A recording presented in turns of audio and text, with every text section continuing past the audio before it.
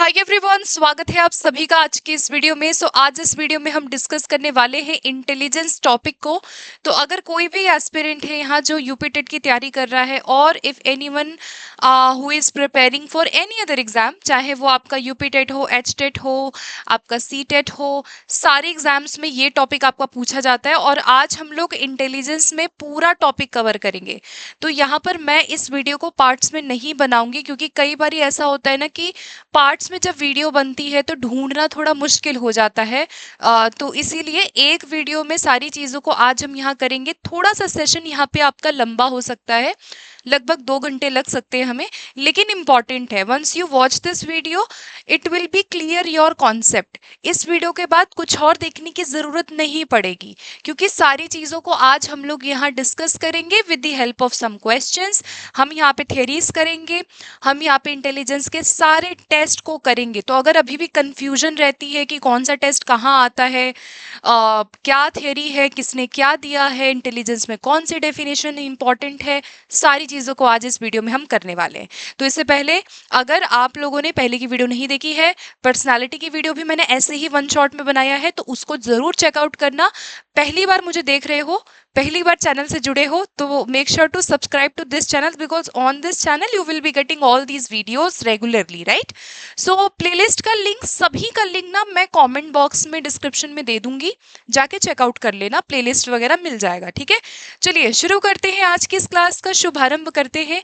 और I am really excited कि जितनी चीज़ें आज हम करें ना, वो आराम से हम लोग समझ जाए सारी चीज़ों को, और आप लोगों को at the end of this video सारी चीज़ें अच्छे से क्लियर हो जाए, ठीक है। चलिए, तो सबसे पहले हम लोग यहाँ डेफिनेशन से स्टार्ट करेंगे। हम यहाँ पे वर्ड की इटिमोलॉजी को देखेंगे। इटिमोलॉजी मतलब कि वो वर्ड कहाँ से आया है, या उसका ओरिजिन क्या है ना, उसका उद्गम क्या है। तो इंटेलिजेंस वर्ड कहाँ से आया है, तो देख लेते हैं एक बारी।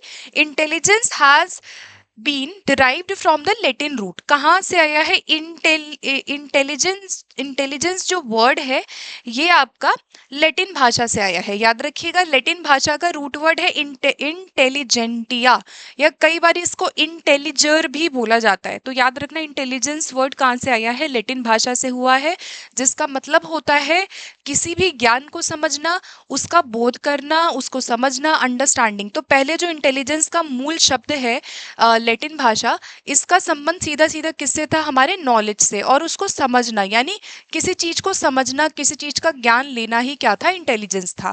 प्राचीन काल में अगर हम भारत की बात करें, तो इंटेलिजेंस को क्या कहा गया था, विवेक शब्द कहा गया था। मतलब पहले इंटेलिजेंट व्यक्ति वही होता था जिसके अंदर बहुत ज्यादा विवेक है, राइट, बहुत ज्यादा विजडम की भावना है, विजडम है जिसके अंदर, तो उन लोगों को इंटेलिजेंट माना जाता था। अब हम बात करेंगे, अगर बुद्धि की परिभाषाओं की बात करें, वेरी वेरी इंपॉर्टेंट है, काफी आपके डेफिनेशन पूछे जाते हैं। इंटेलिजेंस के अंदर कुछ कैटेगरीज में हमने इन डेफिनेशंस को बांटा है, तो एक एक करके आइए बात करते हैं, और जो इंपॉर्टेंट है उसको मैं बता दूंगी, ठीक है। सबसे पहला कैटेगरी देखो, 3 वर्गों में हमने परिभाषाओं को बांट दिया है। अगर इंटेलिजेंस के हम डेफिनेशंस की बात करें तो there are 3 categories. First one क्या है, समायोजन की योग्यता, यानी एबिलिटी टू एडजस्ट, यानी हम कितना अपने आप को क्या करते हैं, समायोजित करते हैं। तो पहला बुद्धि का डेफिनेशन, पहले कैटेगरी में वो लोग आ गए जो कहते हैं कि जितना ज्यादा आप अपने आप को एडजस्ट करोगे ना वातावरण में, वही आपकी इंटेलिजेंस है। इसमें कौन कौन से लोग आते हैं, इसमें जो लोग इंपॉर्टेंट है उसको हाईलाइट करूंगी। याद रखना, यहाँ पे Burt Burt Cyril Burt, Stern Stern और वुडवर्थ या बिने हो गए, मैकडुगल हो गए, विलियम जेम्स हो गए, ये लोग कहते हैं कि बुद्धि जो है वो समायोजन, एडजस्टमेंट की योग्यता है, ठीक है। ये मतलब एक वर्ड याद रख लो कि ये लोग कहते हैं कि भाई हम एडजस्ट करेंगे, ठीक है। और सीखने की योग्यता, अगर पूछा जाए कि एबिलिटी टू लर्न किसने कहा है, सीखने की योग्यता बुद्धि को किसने कहा है, कि जितना ज्यादा आप किसी चीज को लर्न करोगे उतना ही आप इंटेलिजेंट कहलाओगे। तो सीखने की योग्यता को बकिंगम ने कहा और थॉर्नडाइक ने कहा है। सीखने की योग्यता को किसने कहा है, सीखने की योग्यता को थॉर्नडाइक ने कहा, क्योंकि इनको क्या माना जाता है, फादर ऑफ एजुकेशनल साइकोलॉजी, और इन्होंने लर्निंग के मुख्य नियम भी दिए थे। तो इसीलिए इन्होंने कहा कि भाई सीखने की योग्यता ही बुद्धि है, क्योंकि इन्होंने लर्निंग पे काम किया है। और बकिंगम का नाम याद रखिएगा। तीसरा होता है एबिलिटी टू एब्स्ट्रैक्ट थिंकिंग। जितना ज्यादा हम एब्स्ट्रैक्ट थिंकिंग कर पाते हैं, जितना ज्यादा एब्स्ट्रैक्ट अमूर्त चिंतन आप करेंगे, आप उन चीजों के बारे में बात करेंगे जो आपके सामने नहीं है। एब्स्ट्रैक्ट मतलब वो चीजें जो आपके सामने प्रेजेंट में नहीं है, still you can talk about that thing. तो एब्स्ट्रैक्ट थिंकिंग बोलने वाले लोग कौन कौन है? इसमें सबसे ज्यादा क्वेश्चन आता है टर्मन का। टर्मन टर्मन है, स्पीयरमैन है, ये लोग कहते हैं कि एब्स्ट्रैक्ट थिंकिंग करना ही इंटेलिजेंस है। अब देखो यहाँ बकिंगम की परिभाषा क्या है? सीखने की योग्यता, ये हम कर चुके हैं। बकिंगम ने कहा कि सीखने की योग्यता, एबिलिटी टू लर्न, क्या है? इंटेलिजेंस है। वुडवर्थ ने कहा कि कार्य करने की विधि है। अगर पूछा जाए कार्य करने की विधि किसने कहा है, तो वुडवर्थ ने कहा है। उसके बाद टर्मन ने क्या कहा? एब्स्ट्रैक्ट थिंकिंग, अमूर्त विचारों को सोचने की योग्यता बुद्धि है। और बिने ने कहा कि 4 शब्दों में बुद्धि निहित है: ज्ञान, आविष्कार, निर्देश और आलोचना। ये बिने ने कहा है। तो अल्फ्रेड बिने को आप कैसे याद रख सकते हो? जैसे इन्होंने क्या दिया था? पहला बुद्धि परीक्षण दिया था इन्होंने, पहला बुद्धि का सिद्धांत भी इन्होंने ही दिया था 1905 में। तो ऐसे याद रख लो कि बिने ने सबसे पहले आईक्यू बनाया, उसको ज्ञान बहुत था तो उसने एक आईक्यू टेस्ट बनाया। उसने फिर मान लो आविष्कार कर दिया उसने आईक्यू टेस्ट का। फिर उसको जो है काफी सारे साइकोलॉजिस्ट ने उसको निर्देश दिया, और उनकी आलोचना भी बहुत ज्यादा हुई थी इस थ्योरी को देने के बाद, है ना। उनका जो एकल कारक सिद्धांत था उसकी बहुत आलोचना हुई थी। तो ऐसे याद रख लो कि जो बिने हैं उन्होंने कहा कि ज्ञान, आविष्कार, निर्देश या आलोचना ही बुद्धि है। 4 शब्दों में बुद्धि है। तो ये हो गए बेसिक डेफिनेशंस। आइए आगे बढ़ते हैं। अब हम एक बड़ी इंपॉर्टेंट डेफिनेशन है जिसको अलग से यहाँ पे मैंने लिखा है। ये जो है ये है वेस्टलर भाई साहब। इन्होंने क्या कहा कि जितने साइकोलॉजिस्ट ने अलग अलग बुद्धि दी ना, सब अलग बोल रहे। कोई कह रहा है अमूर्त चिंतन, कोई कह रहा है सीखने की योग्यता, कोई कह रहा है कि ज्ञान है। तो इन्होंने क्या किया, सारे मनोवैज्ञानिकों की बुद्धि जो परिभाषाएं थी उसको इन्होंने क्लब किया, और क्लब करके एक सर्वमान्य डेफिनेशन इंटेलिजेंस की दी, जो सबसे अच्छी डेफिनेशन मानी जाती है। तो वेस्लर की डेफिनेशन इन्होंने कहा कि इंटेलिजेंस इज द एग्रीगेट, ये वर्ड याद रखना। वेस्लर ने कहा कि एग्रीगेट और ग्लोबल कैपेसिटी होती है। बुद्धि क्या है हमारी? वह समग्र और वैश्विक क्षमता है जिसके द्वारा हम क्या करते हैं, कोई ना कोई पर्पसफुल उद्देश्यपूर्ण काम करते हैं, हम तार्किक रूप से चिंतन करते हैं, और अपने आप को अपने एनवायरनमेंट में एडजस्ट भी करते हैं। तो ये डेफिनेशन किसने कहा है? ग्लोबल कैपेसिटी अगर आता है, एग्रीगेट कैपेसिटी आता है, ग्लोबल वैश्विक क्षमता आता है, तो याद रखिएगा कि वैश्विक क्षमता जो है वो वेस्लर ने कहा है। तो इसमें याद रख लो वेस्लर में व से आ रहा है ना। वेस्लर का नाम क्या है? वेस्लर का नाम क्या है? व से है, ठीक है। और वैश्विक, वैश्विक क्षमता इन्होंने कहा, तो ऐसे याद रख लो, है ना। व से वैश्विक, व से वेस्लर। तो वेस्लर ने कहा कि वैश्विक क्षमता होती है भाई।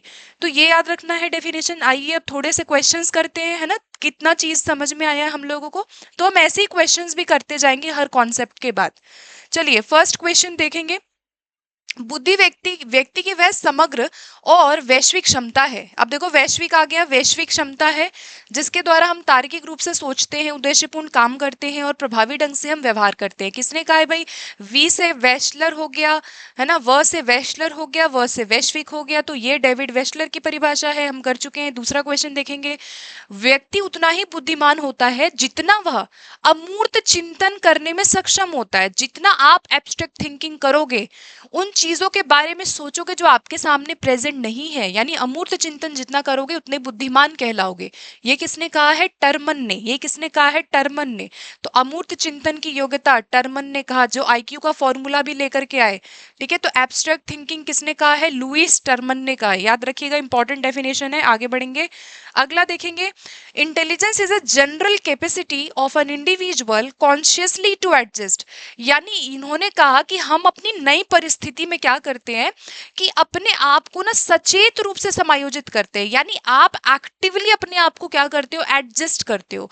तो एबिलिटी टू एडजस्ट का डेफिनेशन भी देखा था कि बहुत सारे लोगों ने कहा कि सीखना जो बुद्धि है वो अपने आप को समायोजित करने की योग्यता है।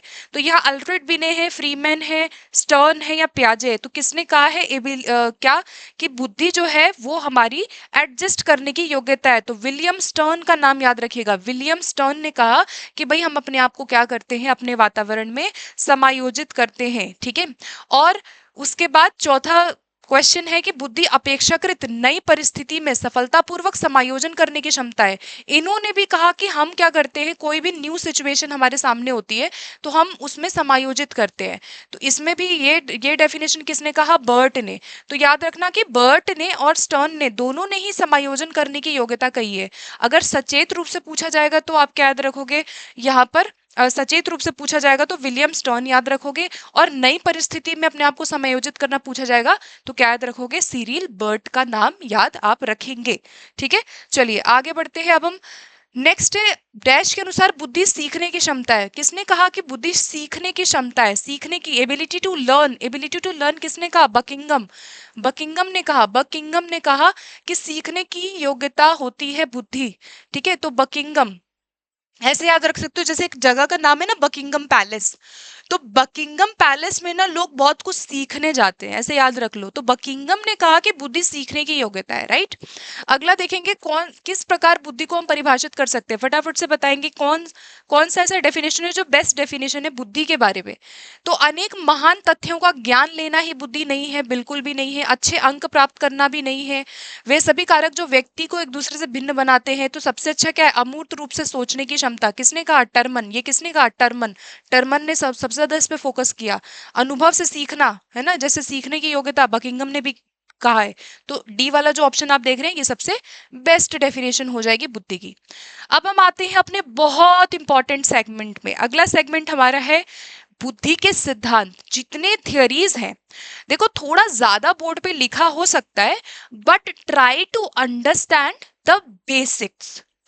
पढ़ने से नहीं होगा, ऐसा नहीं है कि लाइन टू लाइन बिल्कुल हम पढ़ेंगे, लेकिन जस्ट उसका जो आप कोर देखते हैं ना, उसको समझना ज्यादा जरूरी है हर सिद्धांत में। ठीक है, तो कम से कम 10-12 सिद्धांत है इंपॉर्टेंट, सबको देखेंगे। तो चलिए स्टार्ट करते हैं एक एक करके थ्योरी। सबसे पहली थ्योरी आती है the most important and the first theory of intelligence. जो सबसे पहले काम किया गया था वो यूनिफैक्टर थ्योरी दिया गया था पहला। इसमें काफी सारे नाम है। अब now you have to focus on 2 things. एक तो इन थ्योरीज के अलग अलग नाम है, नाम अलग अलग आ सकते हैं, तो इनको आप नाम को जरूर देखना, किसने दिया है ये देखना, और बेसिक देखना। इससे ज्यादा आप डीप में नहीं पूछेगा। ठीक है, तो सबसे पहले यूनिफैक्टर थ्योरी, जिसको वन फैक्टर कहा जाता है, सिंगल फैक्टर कहा जाता है, यूनिटरी थ्योरी ऑफ इंटेलिजेंस, यानी बुद्धि का एक कारक, एक तत्व, एक खंड, कुछ भी नाम आता है तो यही इसका आंसर होगा। ठीक है, किसने दिया है, अल्फ्रेड बिने ने फ्रांस में इसको प्रपोज किया था। ईयर याद रख लेना 1905। 1905 में अल्फ्रेड बिने ने इस थ्योरी को दिया, 1905 में। ठीक है, और ये कहते हैं कि बुद्धि जो है ना वो हमारी एक अखंड अविभाज्य इकाई है, यानी ऐसा हमारा बुद्धि जिसको आप तोड़ नहीं सकते हैं, जो एक ही इकाई के रूप में काम करते हैं, और हमारे जितने भी काम होते हैं ना, सभी काम के लिए ये कारक ही उत्तरदायी होता है। वट एवर यू डू, आप कोई काम कर रहे हैं, समस्या समाधान कर रहे हैं, whatever we do in general, अपने जीवन में हम जो भी करते हैं ना, इन्होंने कहा कि हम एक कारक के बेसिस पे करते हैं, वही इंटेलिजेंस है, कोई अदर हमारे फैक्टर्स नहीं होते हैं। तो ये जो है, इस सिद्धांत को कहा कि हमारी बुद्धि में कॉमन फैक्टर होता है जो सभी प्रकार के कार्यों के लिए उत्तरदायी होता है, यानी हमारी जो कॉमन सेंस है, जो हम हर चीज में यूज करते हैं। ठीक है, तो उसी को इन्होंने कहा कि बुद्धि एक कारक है, राइट। सो यहाँ पर इस सिद्धांत को निरंकुशवादी बुद्धि का सिद्धांत जॉनसन ने कहा। जॉनसन ने कहा कि ये जो है एब्सोल्यूट थ्योरी ऑफ इंटेलिजेंस है, जो निरंकुशवादी है, और इस सिद्धांत को सही नहीं माना गया, क्योंकि अगर इसमें मान लो बुद्धि को अगर ये कह रहे हैं कि बुद्धि एक ही कारक होता है, तो अगर कोई व्यक्ति गणित में बहुत अच्छा है तो उसको सोशल साइंस में भी अच्छा होना चाहिए था, बट ऐसा तो नहीं होता है ना। अगर हमारा एक ही कारक ऐसा होता जो उत्तरदायी होता, मान लो मैं मैथ्स में बहुत अच्छी हूँ, तो मैं फिर फिजिक्स और साइंस और मैं आर्ट में और म्यूजिक में भी अच्छी होती, बट ऐसा तो नहीं होता है ना। इसलिए इस कारक का, इस सिद्धांत का खंडन किया गया कि नहीं, ऐसा नहीं होता है। एक कारक के अलावा बुद्धि जो है वो अनेक कारकों का योग होती है। ठीक है, तो ये यूनिफैक्टर थ्योरी है, बिने ने इसको प्रपोज किया 1905 में। फिर आए स्पीयरमैन। दूसरा थ्योरी क्या है, two factor theory. Two factor यानी इन्होंने कहा कि बुद्धि में 2 कारक होते हैं, एक हमारा होता है जी कारक और एक होता है एस कारक। आइए देखते हैं इसके बारे में। तो इसको कहा जाता है द्विकारक, द्विखंड, द्वितत्व। ठीक है, काफी सारे नाम है।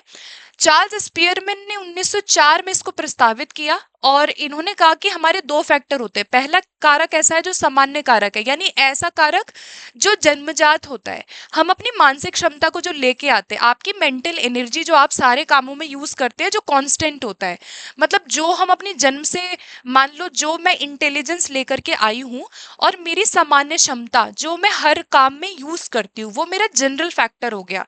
जैसे कैसे सोच रही हूँ, कैसे विचार कर रही हूँ, है ना, कोई काम करना, कोई मैं अगर कोई चीज रीड कर रही हूँ, या कॉमन अपनी डेली लाइफ में जो मैं सामान्य कार्य करती हूँ, वो मेरा जनरल फैक्टर हो गया। ठीक है, तो जनरल फैक्टर क्या है? हमारी मेंटल एनर्जी जो हम हर मानसिक कार्यों में यूज करते हैं। ठीक है, हम सभी लोग इसको करते हैं, प्रॉब्लम सॉल्विंग कर रहे हैं तो यूज कर रहे हैं। तो ये कहते हैं कि ये कांस्टेंट होता है, इनेट होता है, बायोलॉजिकल होता है। दूसरा कारक इन्होंने कहा कि दूसरे हमारे ऐसे फैक्टर होते हैं जो स्पेसिफिक होते हैं, जो बहुत सारे हो सकते हैं, और हम हमारे जो स्पेसिफिक कारक होते हैं ना, उसको हम अर्जित अपने वातावरण से करते रहते आए दिन नए नए कुछ सीखते रहते हैं। तो ये क्या है कि हम इसमें परिवर्तन लाते हैं, हमारे एक्सपीरियंस, हमारे ट्रेनिंग, हमारे एनवायरनमेंट से ये चीजें आती हैं। जैसे कि मान लो कि सबका जी कारक तो है, सामान्य कारक सबके अंदर, लेकिन हो सकता है किसी के अंदर स्पेसिफिक कारक म्यूजिक है, किसी के अंदर स्पेसिफिक कारक हो सकता है कि वो डांस अच्छा करता है, कोई मान लो कि कोई व्यक्ति है जो स्विमिंग करता है, कोई व्यक्ति ऐसा है जिसके अंदर कोई दूसरी स्पेसिफिक कारक है जो नेचर से बहुत ज्यादा जुड़ा रहता है। तो ये आपके ऐसे विशिष्ट कारक है जो हम अर्जित करते हैं और जो हर व्यक्ति में अलग अलग होते हैं, राइट। तो दो कारक सिद्धांत स्पीयरमैन ने दिया। जी कारक जो आपका कॉमन फैक्टर है, जो आप बायोलॉजिकली लेके आते हो। एस कारक ऐसा है जो आपके अलग अलग विशिष्ट हो सकते हैं, अलग अलग व्यक्तियों में अलग अलग स्पेसिफिक कारक हो सकते हैं। ठीक है, तो इन्होंने कहा कि भाई दो कारक होते हैं, द्विकारक सिद्धांत हुआ। तीसरा आता है बहुकारक। तीसरा क्या है? बहुकारक। यानी ये थ्योरी देने वाले कौन है? ये थ्योरी देने वाले हैं थॉर्नडाइक। एडवर्ड ली थॉर्नडाइक ने इस थ्योरी को दिया। तो बहुकारक सिद्धांत पूछेगा, या पूछेगा कि असत्तात्मक सिद्धांत, बहुकारक सिद्धांत कौन सा किसने दिया है? तो थॉर्नडाइक ने दिया है बहुकारक। ठीक है, अब थॉर्नडाइक का मानना यह था, इन्होंने बिने की थ्योरी को नकारा। इन्होंने कहा कि ऐसा नहीं है कि एक ही फैक्टर होता है और हम सारे काम उससे करते हैं। इन्होंने कहा हमारी बुद्धि में ना बहुत सारी क्षमताएं होती हैं, एक क्षमता नहीं होती है। इन्होंने कहा हमारे अंदर न्यूमेरिक, हम नंबर्स भी तो यूज करते हैं ना, ये हो गया। इन्होंने कहा हम दिशा की योग्यता भी बहुत लोगों में होती है। आप देखेंगे कुछ लोग गूगल मैप बहुत जल्दी पहचान जाते हैं और कुछ लोगों को गूगल मैप आज तक समझ नहीं आया। मुझे आज तक गूगल मैप अच्छे से समझ नहीं आया, मैं हमेशा रॉन्ग डायरेक्शंस देखती हूँ। यानी कुछ लोगों में भाई दिशात्मक योग्यता ज्यादा है। कुछ लोग हैं जिनके अंदर वर्बल शब्दों को यूज करने का एबिलिटी ज्यादा है। कुछ लोगों में तर्क, स्मृति, या किसी को भाषण, कोई स्पीच बहुत अच्छा देता है। तो थॉर्नडाइक कहते हैं ना कि एक कारक नहीं है, ये बहुत सारे कारक मिल करके क्या बनाते हैं? बहुकारक बनाते हैं। तो थॉर्नडाइक ने कहा कि हमारे बुद्धि में ना विशिष्ट और स्वतंत्र मानसिक शक्तियां होती हैं, कई सारे हमारे फैक्टर्स होते हैं जो विशिष्ट है, कई सारे योग है, कोई एक कारक नहीं होता है। ठीक है, अब इसमें बुद्धि के 4 डायमेंशंस बताए, याद रखना 4 इन्होंने गुण बताए बुद्धि के, या 4 आयाम पूछेगा। तो थॉर्नडाइक ने बुद्धि के 4 आयाम बताए, फटाफट से देखेंगे। पहला आयाम क्या होता है? लेवल, मतलब आप कितना मुश्किल सवाल कर पा रहे हैं, ये आपका लेवल है। अगर मैं आपका इंटेलिजेंस देखना चाहूं, और अगर मैं थॉर्नडाइक, मान लो मैं थॉर्नडाइक हूं और मैं चाहती हूँ किसी को देखूं कि भाई वो कितना इंटेलिजेंट है, तो मैं 4 चीजों पे फोकस करूंगी। पहले मैं देखूंगी कि आप कितना मुश्किल सवाल कर रहे हैं, आपका लेवल कितना है। ठीक, तो ये बुद्धिमत्ता का वो है ना, बुद्धिमान माना जाएगा ना, कि अगर आप जितना मुश्किल सवाल कर रहे हैं, जितना आपका लेवल है, उतने बुद्धिमान हो गए आप। तो पहला क्या है? लेवल, याद रहेगा। दूसरा क्या है? रेंज। रेंज मतलब कितने सवाल आप एक जैसे कर सकते हैं। रेंज मतलब आप यहां से यहां तक कितने क्वेश्चंस को कर पाओगे, आपका रेंज कितना है। क्या आप केवल 5 क्वेश्चन कर पाएंगे, या आप ट्रिकी 10 सवाल ऐसे हैं जो ट्रिक वाले, आप वो भी कर सकते हो। तो रेंज क्या है। तीसरा क्या है? आपका क्षेत्र, यानी कुल ज्ञान आपका कितना फैला हुआ है, यहाँ पे आपका नॉलेज कहाँ तक है, कितने दूर तक आप नॉलेज वाली बात कर सकते हो, या आपको कितना ज्ञान है। और स्पीड मतलब कितना तेजी से जवाब देते हैं, है ना, कितना आपके अंदर जो है स्पीड है। तो 4 चीजें इन्होंने बोला थॉर्नडाइक ने अपनी बहुकारक थ्योरी में। पहला स्तर, विस्तार, क्षेत्र और गति। लेवल, रेंज, एरिया और स्पीड। तो LRAS, LRAS से इसको आप याद रखिएगा, ठीक है। इसका निमोनिक्स बना सकते हो कुछ भी करके, ताकि ये याद रहे। ठीक, तो बहुकारक हो गया। आगे बढ़ेंगे। अब थॉर्नडाइक ने 3 प्रकार की बुद्धि की बात भी की है। 3 प्रकार की इंटेलिजेंस की बातें करते हैं। तो थॉर्नडाइक के अनुसार बुद्धि के कितने प्रकार है? 3 प्रकार है। पहला ऐसा बुद्धि है हमारा जो मूर्त बुद्धि है, यानी ऐसा व्यक्ति जो मशीनें और वस्तुओं से बहुत इजीली वो कार्य कर सकता है। तो मूर्त बुद्धि ऐसे लोगों में होती है, जैसे कोई ड्राइवर है, कारीगर है, मैकेनिक, इंजीनियर, ये लोग बहुत ज्यादा मशीनों वगैरह से काम करते हैं ना, मैकेनिकल इनके अंदर बुद्धि ज्यादा है। तो ये वाले बुद्धि, मूर्त बुद्धि वाले लोग कौन होते हैं? मैकेनिकल बुद्धि वाले होते हैं। इसको मैकेनिकल भी बोला जाता है, ठीक है, और कॉन्क्रीट बोला जाता है। दूसरे होते हैं अमूर्त चिंतन करने वाले, जो शब्द विचार प्रतीकों की बात करते हैं। जैसे कोई लेखक है, कोई वकील है, कोई चित्रकार है, जो शब्दों को यूज करना जानते हैं, एब्स्ट्रैक्ट थिंकिंग रखते हैं, वो लोग मूर्त बुद्धि वाले हो गए। और तीसरे हो गए जो सामाजिक होते हैं, जो सोशल हो गए। तो सोशल बुद्धि वाले वो लोग हो गए जो समाज को समझने की योग्यता रखते हैं ना, जो लोगों को, दूसरे लोगों को समझ पाते हैं। तो ऐसे लोग जैसे कोई नेता है, सेल्समैन है, कोई सामाजिक कार्यकर्ता है, टीचर है, इन लोगों के अंदर सामाजिक बुद्धि ज्यादा होगी। तो 3 तरह की बुद्धि थॉर्नडाइक ने दिया। कौन कौन सी है? मूर्त बुद्धि, जिसको प्रैक्टिकल भी कहा जाता है। तो मूर्त बुद्धि जिसको प्रैक्टिकल या मैकेनिकल भी कहा जाता है, फिर एब्स्ट्रैक्ट है, एंड तीसरा क्या है? सोशल है। ठीक है, अब हम आगे बढ़ेंगे। अब आते हैं समूह कारक। देखो अभी तो हम बहुकारक कह रहे थे। बहुकारक जो है, ऐसे देखो, ऐसे याद रख सकते हो, जैसे थॉर्नडाइक ने, इनको कहा जाता है फादर ऑफ एजुकेशनल साइकोलॉजी। ठीक है, थॉर्नडाइक को क्या कहा जाता है? फादर ऑफ एजुकेशनल साइकोलॉजी कहा जाता है इनको, थॉर्नडाइक को। तो इनको बहुत काम रहा है ना, इनका शिक्षा पे बहुत काम रहा, इसीलिए कहा होगा फादर। अब किसी को अगर हम फादर मानते हैं कि भाई ये इसका प्रोपाउंडर है या फादर है, यानी उसने बहुत अच्छा काम किया होगा। तो बहु मतलब बहुत काम किया है थॉर्नडाइक ने, इसलिए उनको फादर माना जाता है। तो ऐसे याद रख लो कि बहुकारक किसने दिया है? थॉर्नडाइक ने दिया है। ठीक, क्योंकि बहुत काम किया है थॉर्नडाइक ने, इसलिए इन्होंने बहुकारक भी दे दिया। अच्छा, अब आते हैं यहाँ पर। अब आते हैं ग्रुप फैक्टर। समूह कारक पूछेगा, ग्रुप फैक्टर पूछेगा, तो थर्स्टन का नाम याद रखना है। किसका है? थर्स्टन। तो यहाँ पर थर्स्टन ने जी कारक को अस्वीकार किया, और इन्होंने कहा कि हमारी बुद्धि में ना 7 प्रकार की प्रधान मानसिक क्षमताएं होती हैं, यानी प्राइमरी मेंटल एबिलिटीज हमारे अंदर होता है, हमारी बुद्धि में होता है। इसलिए इनकी थ्योरी को क्या कहा गया? समूह यानी ग्रुप फैक्टर थ्योरी कहा गया। ठीक है, तो ग्रुप फैक्टर थ्योरी किसने दिया है? थर्स्टन ने दिया है, थर्स्टन ने दिया है। ठीक है, 1938 में।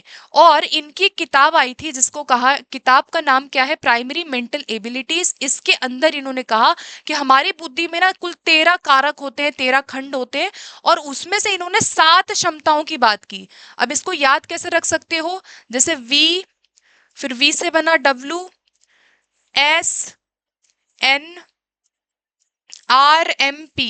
ठीक है, तो यहां पर इससे आप याद रख लो 7 कारक, 7 प्रधान मानसिक क्षमता, जिसको प्राइमरी मेंटल एबिलिटी कहा जाता है। ठीक है, तो प्राइमरी मेंटल एबिलिटी का कॉन्सेप्ट इन्होंने इसी थियरी में कहा कि हमारी बुद्धि में ना 7 प्रकार की प्रधान मानसिक क्षमताएं होती हैं, जो हमें उत्तरदायी बनाती है किसी भी काम को करने के लिए। जैसे इसके अंदर सबसे पहला क्या है? आपका स्थानिक क्षमता, देशिक, जिसको स्पेशल एबिलिटी कहा गया।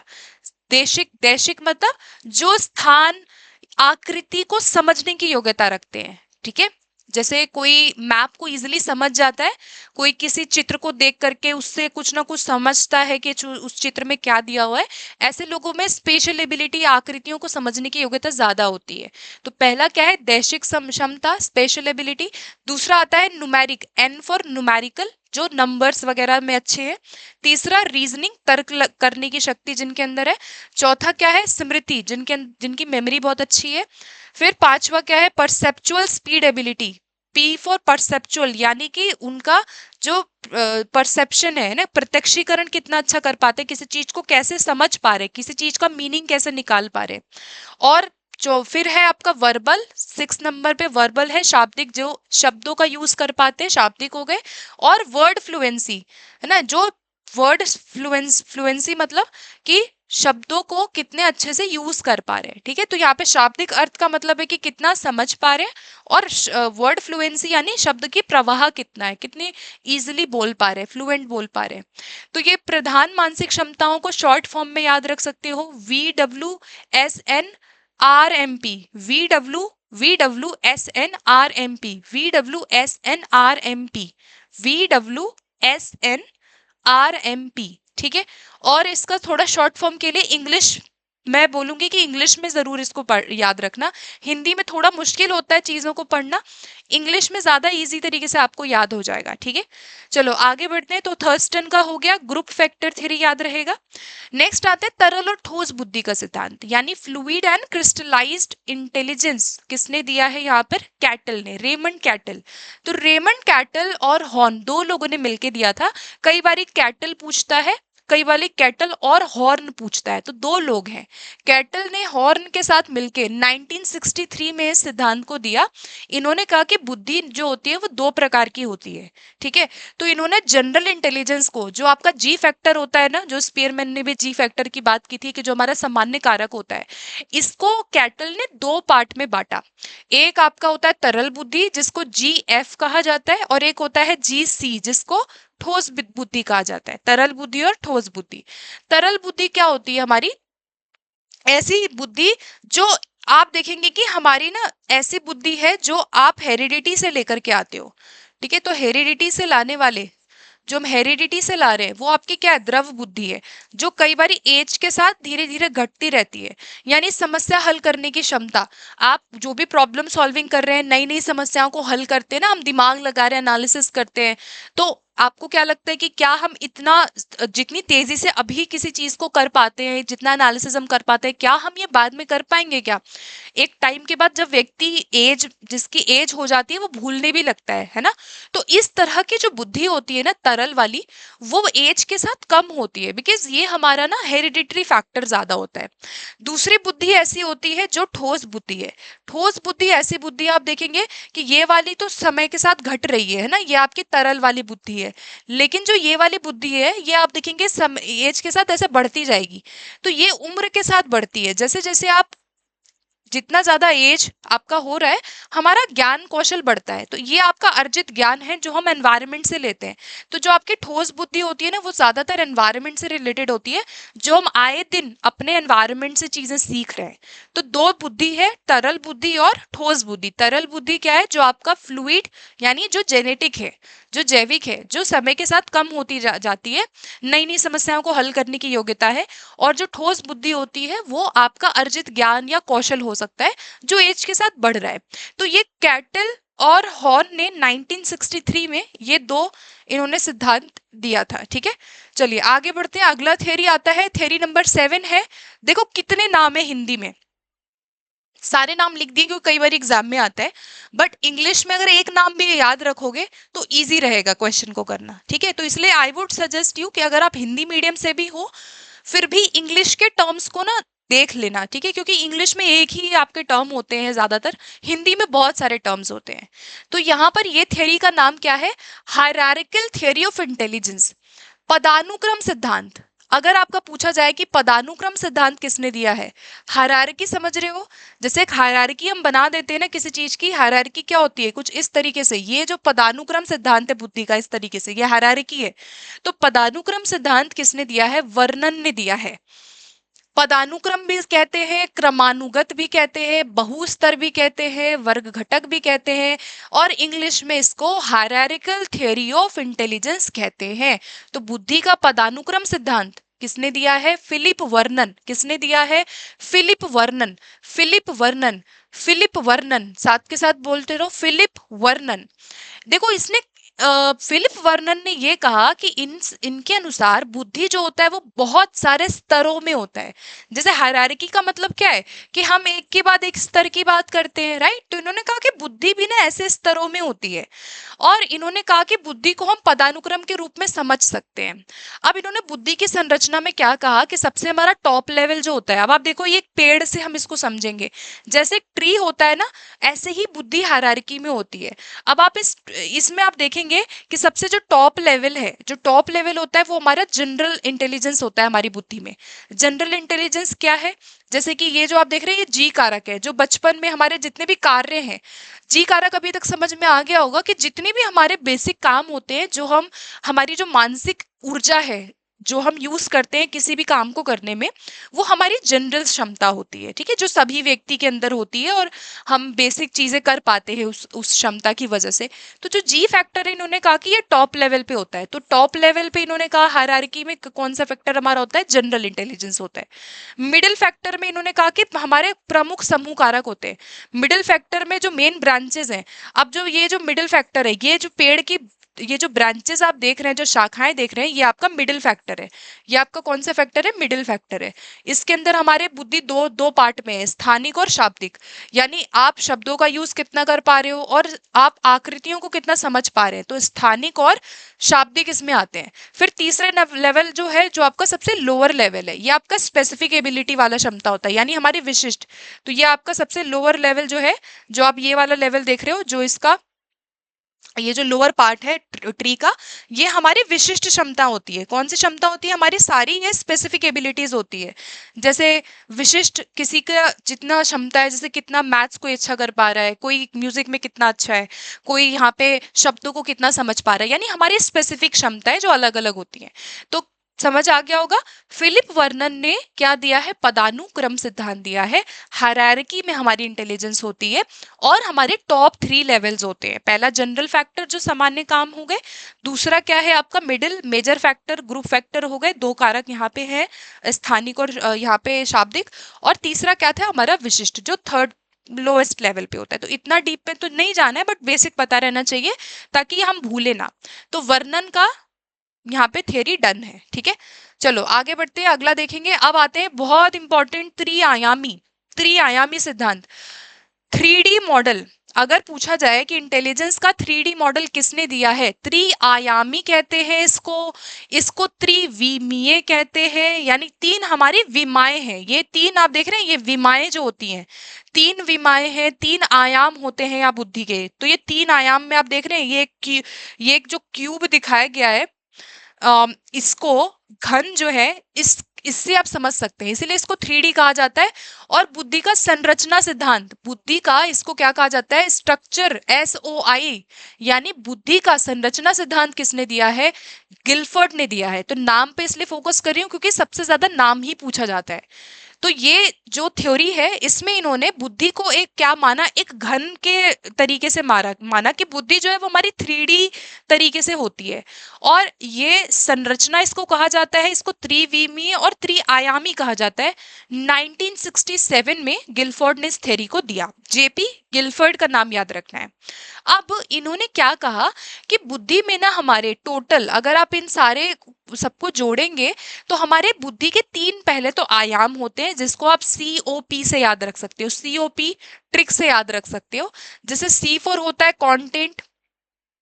कंटेंट, दूसरा O4 होता है ऑपरेशन, संक्रिया, और P4 होता है प्रोडक्ट यानी उत्पाद। अब थोड़ा ध्यान से इसको समझना।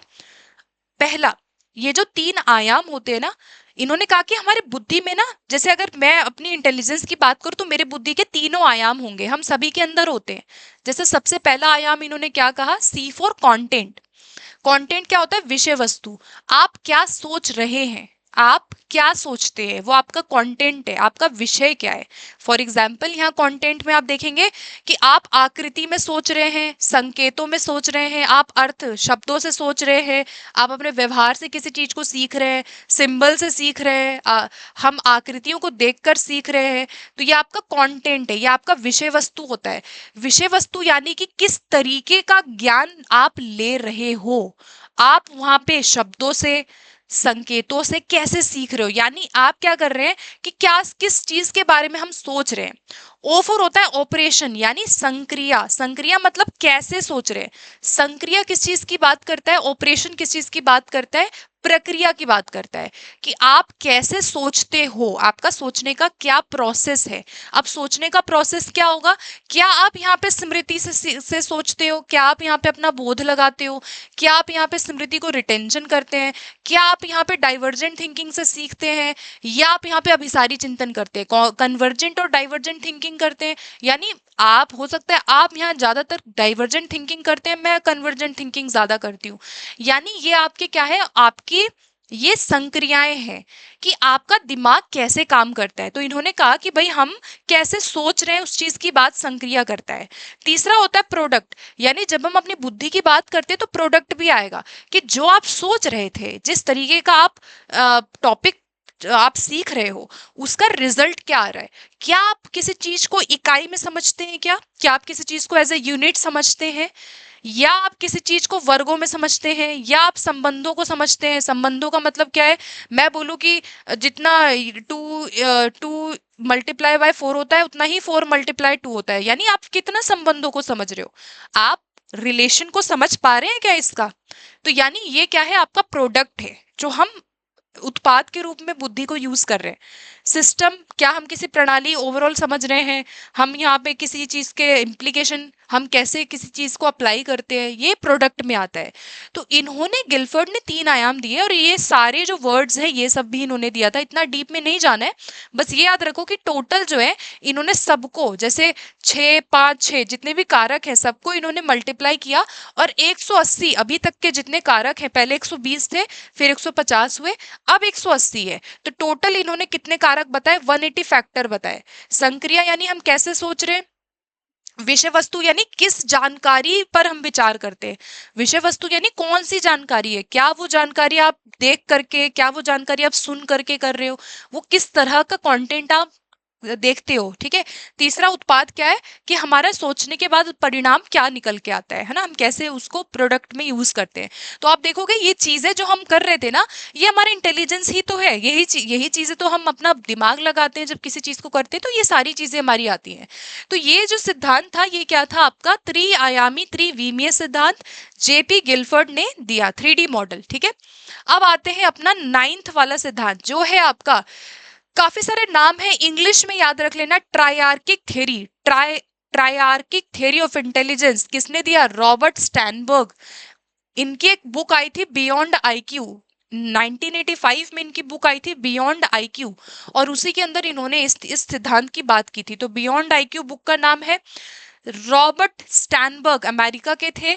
इन्होंने क्या सिद्धांत दिया है, त्रितंत्र सिद्धांत। त्रितंत्र, अब मैं कह रही हूँ बार बार इंग्लिश में कर लीजिएगा, क्योंकि हिंदी में आप देख रहे हो 3 नाम है, हिंदी में कई बार अलग अलग नाम आते हैं। तो ट्रायआर्किक थ्योरी किसने दी है, स्टैनबर्ग ने, सॉरी रॉबर्ट स्टैनबर्ग ने दी ट्रायआर्किक थ्योरी। और त्रि त्रि त्रियापथीय हो गया, त्रिविध हो गया, कितने सारे नाम है। तो ट्रायआर्किक थ्योरी किसने दिया है, स्टैनबर्ग ने दिया है। अब इन्होंने बुद्धि के कितने आयाम बताए थे, 3 आयाम बताए थे। ट्रायआर्किक थ्योरी में इन्होंने त्रितंत्र बोला, त्रि से याद रख लो कि 3 है, त्रि मतलब 3, 3 चीजों की बात इन्होंने की थी। पहला था हमारा, पहला जो बुद्धि होता है वो हमारा एनालिटिकल होता है, कितना आप चीजों को एनालिसिस करते हो। एनालिटिकल को इन्होंने क्या कहा, कॉम्पोनेंटल कहा। कॉम्पोनेंटल का मतलब होता है, या एनालिटिकल का मतलब होता है कि कोई भी समस्या अगर आपके सामने है, कोई भी समस्या है, आप उसको कैसे तोड़ करके देख रहे हो। तो किसी चीज को एनालिसिस करने का मतलब क्या होता है, उसको ब्रेक डाउन करना है ना, किसी चीज को तोड़ तोड़ के देखना। जैसे मैं बोलूं कि भारत में बहुत ज्यादा गर्मी का प्रकोप बढ़ गया है, या बहुत ज्यादा गर्मी हो गई है, क्या रीजंस है गर्मी होने के इस बारी। तो आप क्या करोगे, इस समस्या को या इस चीज को आप कंपोनेंट में तोड़ के देखोगे कि अच्छा ये रीजन हो सकता है, ये रीजन है कि गर्मी बढ़ रही है पूरे भारत में। तो आपने क्या किया, जब किसी चीज को तोड़ के देखा, ये आपका क्या है, जो कॉम्पोनेंटल घटकीय बुद्धि है, एनालिसिस हम कर रहे हैं। तो पहला बुद्धि क्या दिया इन्होंने, एनालिसिस दिया। दूसरा, एनालिसिस या घटकीय भी कहते हैं, दोनों नाम याद रखना। दूसरा क्या है, सृजनात्मक, यानी जो हम अपने एक्सपीरियंस से लेते हैं। तो जितना एक्सपीरियंस करोगे उतना क्रिएटिव आप बनोगे। तो एक्सपीरियंशियल जो है वो आपका क्रिएटिव होता है, जब आप नई नई चीजों को सीखते हैं, क्रिएटिव इंटेलिजेंस आपका है, कितना नया कर पा रहे हो।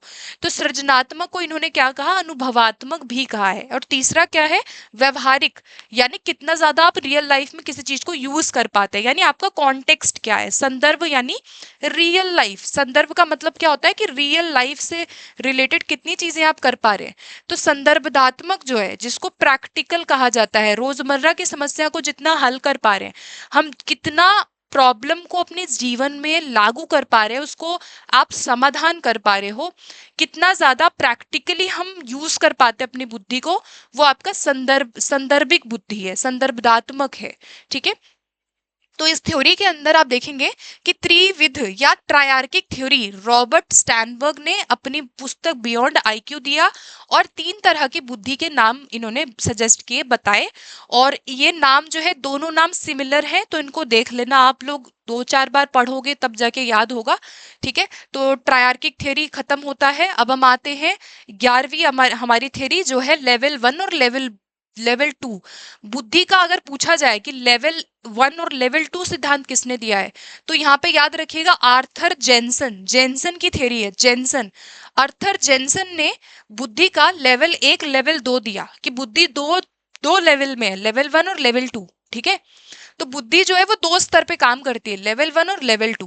लेवल 1 क्या होता है, जिसको एसोसिएटिव भी कहा जाता है, यानी जो सुना जो देखा उसको वैसे ही याद कर लेना, जैसे रट्टा लगाना, फोन नंबर याद करना। तो ये हमारी जन्मजात होती है। इन्होंने कहा कि जो लेवल 1 होता है ना, वो एसोसिएटिव तरीके की बुद्धि होती है। जैसे आप किसी चीज को मेमोराइज कर लेते हो, किसी का नंबर याद कर लेते हो, चैप्टर का आप समरी याद कर रहे हो, ये क्या है, आपका एसोसिएटिव लेवल 1 है। ठीक है, लेवल 1 जो है एसोसिएटिव लर्निंग होती है। दूसरा है कॉग्निटिव। दूसरा क्या है, कॉग्निटिव। लेवल 2 इस कॉग्निटिव, संज्ञानात्मक है। यानी यहाँ पर हम क्या कर रहे हैं कि ये हमारे रीजनिंग पे आधारित होता है, दिमाग लगाना किसी चीज में। तो कॉग्निशन में क्या आता है, जब आप प्रॉब्लम सॉल्व करते हैं, रीजनिंग करते हैं, तो तर्क लगाना, किसी कठिन सवाल को हल करना, कोई नई योजना बनाना, ये सब आपका कॉग्निटिव में है। तो लेवल 1 जो है वो थोड़ा सा क्या है, रट्टा वाला है। ऐसे याद रख लो कि लेवल 1 जो है रट्टा वाला है। हर व्यक्ति ना ऐसे ही सीखता है। जैसे हम छोटे बचपन में क्या करते थे, टेबल रट्टा लगाते थे ना, किसी ने दिमाग नहीं लगाया, टेबल 2 1 जा 2, 2 2 जा 4 ऐसे पढ़ते थे, 2 2 आर भी नहीं बोलते थे, 2 2 जा बोलते थे। ठीक है, मैं तो यही बोलती थी, 2 2 जा 3 3 जा, ऐसे करते थे हम लोग। तो यानी उसको रट्टा लगाया हमने, हमें तो पता ही नहीं है क्या था उसके पीछे लॉजिक। तो वो एसोसिएटिव तरीके का था, है ना। आप हूबहू चीजों को कर रहे हो, बायोलॉजिकली है हमारी क्षमता, तो हम कर रहे हैं। दूसरा कॉग्निशन, जब आप थोड़ा सा रीजनिंग करने लग गए ना, आपको लॉजिक समझ में आने लग गई चीजों का, या आप अपने अनुभव से, अपने एक्सपीरियंस से, अभी जो हमारे पास ज्ञान है वो ज्यादा है, राइट, तो ये कॉग्निशन है हमारा, जो लेवल 2 पे हम पहुंच चुके हैं। तो 2 लेवल किसने दिया है, आर्थर जेनसन ने। ठीक है, बुद्धि का 2 लेवल, लेवल 1 और लेवल 2 का सिद्धांत जेनसन ने दिया है। ठीक है, चलिए, तो यहाँ पर होते हैं हमारी थ्योरीज। लास्ट थ्योरी है हमारी आज की, उसके बाद थोड़े से क्वेश्चंस करेंगे। लास्ट थ्योरी है बुद्धि का पास मॉडल। बुद्धि का पास मॉडल, इसकी फुल फॉर्म याद रखना भाई। पास मॉडल किसने दिया है, इसमें काफी सारे लोगों का नाम आता है। इसमें जेपी दास, नागलिरी और किर्बी 1994 में 3 लोग हैं। कितने हैं, 3 पीपल आर देयर। तो 3 लोग इसमें आते हैं पास मॉडल में। जेपी दास का सबसे इंपॉर्टेंट नाम जेपी दास का आता है। जेपी दास, किर्बी है और नागलिरी है। इन्होंने क्या कहा कि भाई हमारा बुद्धि का जो पास मॉडल है ना, इसमें हमारी 4 प्रक्रियाएं होती है। PASS पास मॉडल कहा जाता है शॉर्ट फॉर्म में। P4 होता है प्लानिंग। अब किसी चीज की प्लानिंग करते हैं ना हमारी बुद्धि, इन्होंने कहा कि बुद्धि में क्या है, 4 चीजें हैं।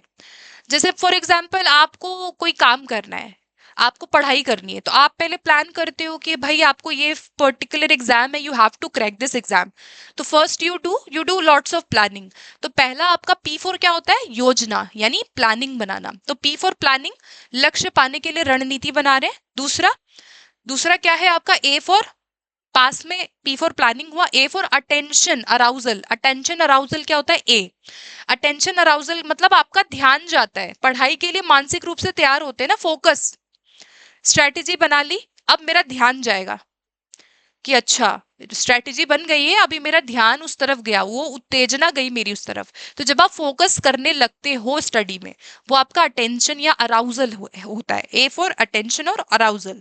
तीसरा क्या है, सुमिलेशनस, यानी समकालिक संगठन। S4 क्या है आपका, सिमुलेशनस इसको कहा जाता है। ठीक है, इसको हम समकालिक संगठन कहते हैं, यानी एक साथ जानकारी को जोड़ना।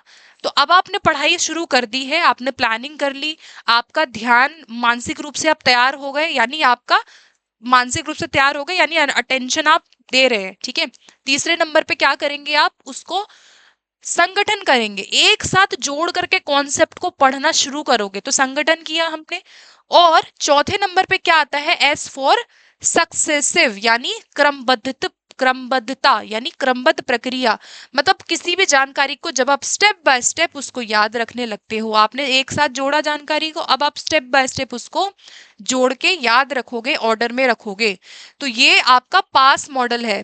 प्लानिंग हो गया, अटेंशन अराउजल हो गया, सिमुलेशनस हो गया और सक्सेसिव हो गया। चार आपके हैं, किसने दिया है? जेपी दास ने दिया है औरों के साथ मिलके। तो पास मॉडल है बुद्धि का ये, ठीक है। चलो आगे बढ़ते हैं, अब हम थोड़े से क्वेश्चन करेंगे। उसके बाद हम मूव ऑन करेंगे, हमारे इंटेलिजेंस के जितने भी आपके टेस्ट होते हैं, आईक्यू वगैरह, वो हम करेंगे।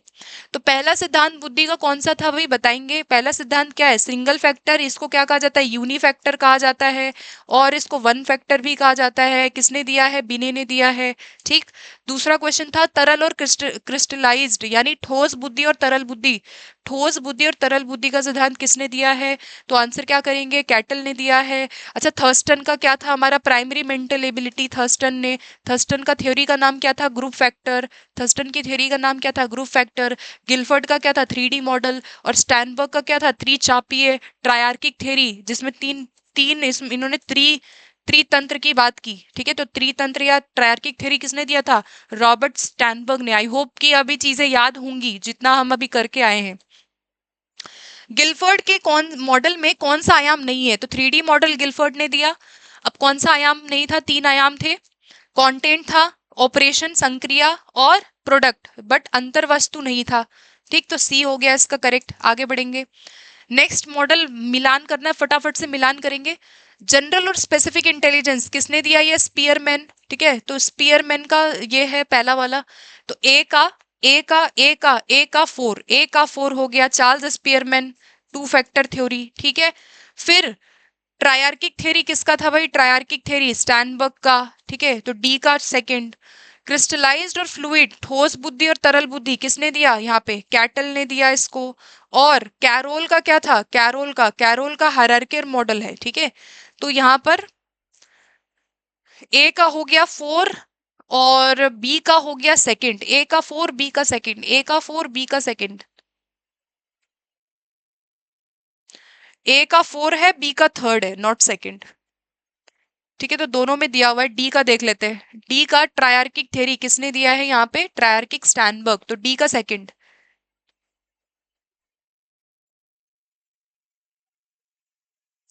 डी का सेकंड, हाँ। तो फर्स्ट वाला इसका करेक्ट है, ठीक है। चलो भाई आगे बढ़ेंगे अगले क्वेश्चन पे। त्रिआयामी सिद्धांत के अनुसार कौन सा बुद्धि का प्रकार नहीं है? त्रिआयामी ट्रायर्किक थ्योरी, रॉबर्ट स्टैनबर्ग। तो एनालिटिकल था, जिसको क्या कहा जाता है? घटकीय बुद्धि। कॉम्पोनेंटल भी इसको कहा जाता है। सृजनात्मक, जिसको एक्सपीरियंशियल भी कहा जाता है, यानी अनुभवात्मक, जो हम अनुभव से सीख रहे हैं, तो अनुभवात्मक कहा जाता है। प्रैक्टिकल, जिसको कॉन्टेक्सचुअल भी कहा जाता है ना, कॉन्टेक्सचुअल था, तो थेरेटिकल नहीं था, राइट। ट्रायर्किक थ्योरी में तीन कंपोनेंट थे। आगे बढ़ेंगे। जी फैक्टर थ्योरी किसने दिया है? स्पीयरमैन। तो ए का हो गया सेकंड, ठीक है। बी का क्या है? हायरार्किकल थ्योरी, वर्णन। वर्णन का क्या था? वर्णन का पदानुक्रम सिद्धांत। बहुकारक सिद्धांत किसने दिया है? थॉर्नडाइक ने। तो यहाँ पर मल्टी फैक्टर दिया हुआ है। अच्छा हाँ, मल्टी फैक्टर थ्योरी जो है, यहाँ पे मल्टी फैक्टर नहीं होगा गाइस। मल्टी फैक्टर तो थॉर्नडाइक ने दिया, लेकिन ऑप्शन में नहीं है। ग्रुप फैक्टर याद रखना, ग्रुप फैक्टर। समूह कारक पूछ रहा है, ठीक है। समूह कारक पूछ रहा है, समूह कारक पूछेगा तो सी का क्या बनेगा भाई? समूह कारक किसने दिया है यहाँ पर? समूह कारक जो है वो दिया है थर्स्टन ने, ठीक है। और क्यूबिकल मॉडल किसने दिया है? गिलफर्ड ने। तो डी का हो जाएगा फर्स्ट वाला, डी का फर्स्ट वाला। तो सी ऑप्शन इसका करेक्ट है। यहाँ पे करेक्शन कर लेना, यहाँ मल्टी फैक्टर दिया है, मल्टी फैक्टर थॉर्नडाइक ने दिया है। ग्रुप फैक्टर पूछेगा तो थर्स्टन ने दिया है, ये हम कर चुके हैं ना। बहुकारक थॉर्नडाइक का है। ग्रुप फैक्टर थ्योरी, भाई बहुकारक आ गया। बहुत सारा काम किया है इन्होंने, बहुत काम किया है शिक्षा में, तो इसलिए शिक्षा मनोविज्ञान का जनक कहा जाता है। तो बहुकारक दिया इन्होंने, है ना। बहुत काम किया है और बहुकारक भी दे दिया इन्होंने। तो group factor theory, group not group factor, multi factor पूछ रहा है, ठीक है। एक मिनट, इसमें देखेंगे एक बारी। इस क्वेश्चन में एक्चुअली समूह कारक पूछ रहा है और मैं बार बार बहु कारक बोल रही हूँ, ठीक है। तो आई एम सो सॉरी, थोड़ा सा कंफ्यूजन हो गया हमको? देखो बहुकारक पूछेगा, मल्टी, बहुत काम किया है भाई इन्होंने, मल्टी फैक्टर पूछेगा, बहुकारक, बहुत काम करने वाले, तब जाके आप क्या लगाओगे, थॉर्नडाइक लगाओगे। ग्रुप पूछ रहा है, समूह पूछ रहा है, तो यहाँ ग्रुप फैक्टर थ्योरी किसने दिया है, थर्स्टन ने दिया है। प्राइमरी मेंटल एबिलिटीज भी दिया है, ठीक है। तो कंफ्यूजन में नहीं रहना है, मैंने इसको थोड़ा गलत तरीके से पढ़ा अभी, तो ध्यान रखिएगा, ठीक है। यही करते आ रहे तब से। आगे बढ़ेंगे, कौन सा सिद्धांत संज्ञानात्मक प्रक्रिया पर आधारित है, बताइए कौन सा सिद्धांत है जो हमारे कॉग्निटिव प्रोसेस पे आधारित है। स्टैनबर्ग का ट्रायर्किक सिद्धांत, बहुबुद्धि का सिद्धांत, 3D थ्योरी या द्विकारक सिद्धांत, बताइए। तो संज्ञानात्मक प्रक्रिया की बात जहां पे आप बिल्कुल, आप किसकी बात कर रहे हैं, अपने कॉग्निशन की बात कर रहे हैं। तो यहाँ पे स्टैनबर्ग का जो आपका ट्रायर्किक था, त्रितंत्रीय, इसको क्या कहा जाता है, त्रितंत्रीय सिद्धांत, त्रितंत्र सिद्धांत जो है बुद्धि का, ये ऐसा सिद्धांत है जो हमारे संज्ञानात्मक प्रक्रिया की बात करते हैं, है ना। इन्होंने ट्रायर्किक थ्योरी में 3 कंपोनेंट बताया, एनालिटिकल, फिर आपका एक्सपीरियंशियल यानी क्रिएटिव, और तीसरा क्या था, प्रैक्टिकल यानी कॉन्टेक्सचुअल। तो ये एंटायरली क्या कर रहा है, हमारे संज्ञानात्मक प्रक्रिया की बात कर रहा है, ठीक है।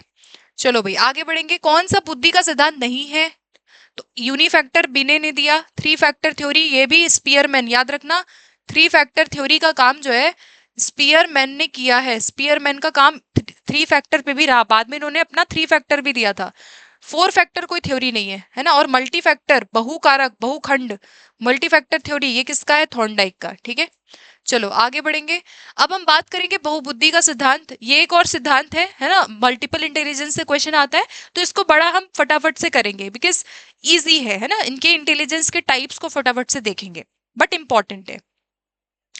देखो बहुबुद्धि सिद्धांत के प्रतिपादक है हार्वर्ड गार्डनर, और इन्होंने 1983 में एक पुस्तक लिखी जिसका नाम है the theory of multiple intelligence, और इनकी एक और पुस्तक का नाम याद रखना, फ्रेम्स ऑफ माइंड। मैं यहां लिख दे रही हूं, फ्रेम्स ऑफ माइंड इनकी पुस्तक का नाम है। फ्रेम्स ऑफ माइंड क्या है, इनकी बुक है, 2 बुक है यहाँ पे, पहला है the theory of multiple intelligence और फ्रेम्स ऑफ माइंड। इन्होंने कहा कि बुद्धि में कोई एक नहीं है, इन्होंने बिने की बुद्धि और जितने भी बुद्धि के सिद्धांत है, इन्होंने उसका खंडन किया। इन्होंने कहा कि बुद्धि कोई एक कारक नहीं है, बुद्धि क्या है, अनेक क्षमताओं का योग है। बुद्धि क्या है, अनेक भिन्न भिन्न प्रकार की हमारी बुद्धि होती है, भिन्न भिन्न हमारी विशिष्ट क्षमताएं, हमारी बुद्धि में बहुत सारी क्षमताएं होती है।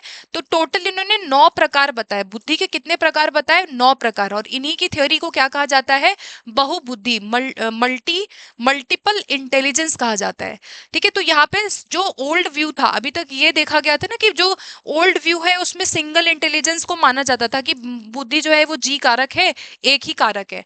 बट जब ये आए तो इन्होंने यहाँ पर मल्टीपल इंटेलिजेंस की बात की कि हमारे अंदर बहुत सारी बुद्धि होती है, कोई एक फैक्टर नहीं होता है, ठीक है। अब बात करते हैं इनकी जितनी भी बुद्धि के टाइप्स हैं। एक चीज और यहाँ पे ऐड करना चाहूंगी कि 9 प्रकार दिया इन्होंने, 1983 में इन्होंने सिद्धांत दिया पहला, जिसमें इन्होंने 7 प्रकार बताए थे। उसके बाद जो 8वां प्रकार था, जो 8th इंटेलिजेंस था, वो इन्होंने 1998 में जोड़ा, और जो इनका 9th टाइप था, लास्ट वाला, वो इन्होंने सन 2000 के करीब जोड़ा था, ठीक है। तो बुद्धि के 9 प्रकार इन्होंने अपनी थ्योरी में दिया। अब एक एक करके सारे जो बुद्धि के इनके टाइप्स है ना, वो हम 1 बाय 1 देखेंगे। सबसे पहला बुद्धि आता है वर्बल लिंग्विस्टिक, यानी नाम से क्या लग रहा है, शाब्दिक बुद्धि, यानी ये ऐसी योग्यता है जहां पे हम भाषा को अच्छे से उपयोग कर पा रहे हैं, अपने आप को अभिव्यक्त करना, अपने विचारों को प्रॉपरली भाषा में व्यक्त कर पाना। तो ऐसे लोग जो भाषा में बहुत अच्छे होते हैं, जैसे कोई लेखक है, कोई कवि है, कोई पत्रकार है, कोई शिक्षक है, कोई वकील है, इन लोगों के अंदर कौन सी बुद्धि ज्यादा होती है, भाषाई बुद्धि ज्यादा होती है, क्योंकि ये लोग शब्दों को यूज करना जानते हैं, इजिली वर्ड्स और भाषा को यूज करना अच्छा इनका होता है। तो करियर में लेखक, कवि, पत्रकार, ये लोगों के अंदर ये बुद्धि ज्यादा होती है। दूसरा आता है तार्किक गणितीय बुद्धि, नाम से क्या लग रहा है, मैथमेटिकल, ज्यादातर रीजनिंग कर सकते हैं। ऐसे लोग जो आलोचनात्मक चिंतन, प्रॉब्लम सॉल्विंग, गणित की समस्या को इजीली हल कर पाते हैं। तो ऐसे लोग कौन कौन से हो गए, जैसे कोई वैज्ञानिक है, कोई गणितज्ञ है, कोई दार्शनिक है, कोई अर्थशास्त्री है, कोई मान लो सीए है, चार्टर्ड अकाउंटेंट है, उन लोगों के अंदर ये वाली बुद्धि ज्यादा होती है। कोई बैंकिंग में काम करता है, उसके अंदर ये बुद्धि ज्यादा होगी, है ना। तो गणितीय तार्किक बुद्धि। दूसरी बुद्धि क्या है? Logical mathematical. तीसरी बुद्धि क्या आती है? जिसको दृश्य या स्थानिक बुद्धि, स्पेशल विजुअल स्पेशल इंटेलिजेंस कहा जाता है। ऐसे व्यक्ति वो होते हैं जो ज्यादातर किसी भी चीज को, आकृति को समझ पाते हैं, यानी दृश्यों को समझना, चित्रों को समझना, या आकृति को यूज करके उसको यूज करना, आकृतियों को यूज करके ये लोग अपने मानसिक धरातल पे उस चीज को उतार देते हैं, है ना। जैसे कुछ लोग पिक्चर्स बहुत अच्छा लेते हैं, आप देखेंगे कुछ लोगों के अंदर इतनी इतनी अच्छी क्वालिटी होती है कि बड़े अच्छे अच्छे वो फ्रेम्स निकालते हैं ना, पिक्चर्स बहुत अच्छे अच्छे, वो लोग सिंपल जगह होती है और अच्छी पिक्चर्स खींच लेते हैं। ऐसे लोगों के अंदर ये बुद्धि ज्यादा होती है।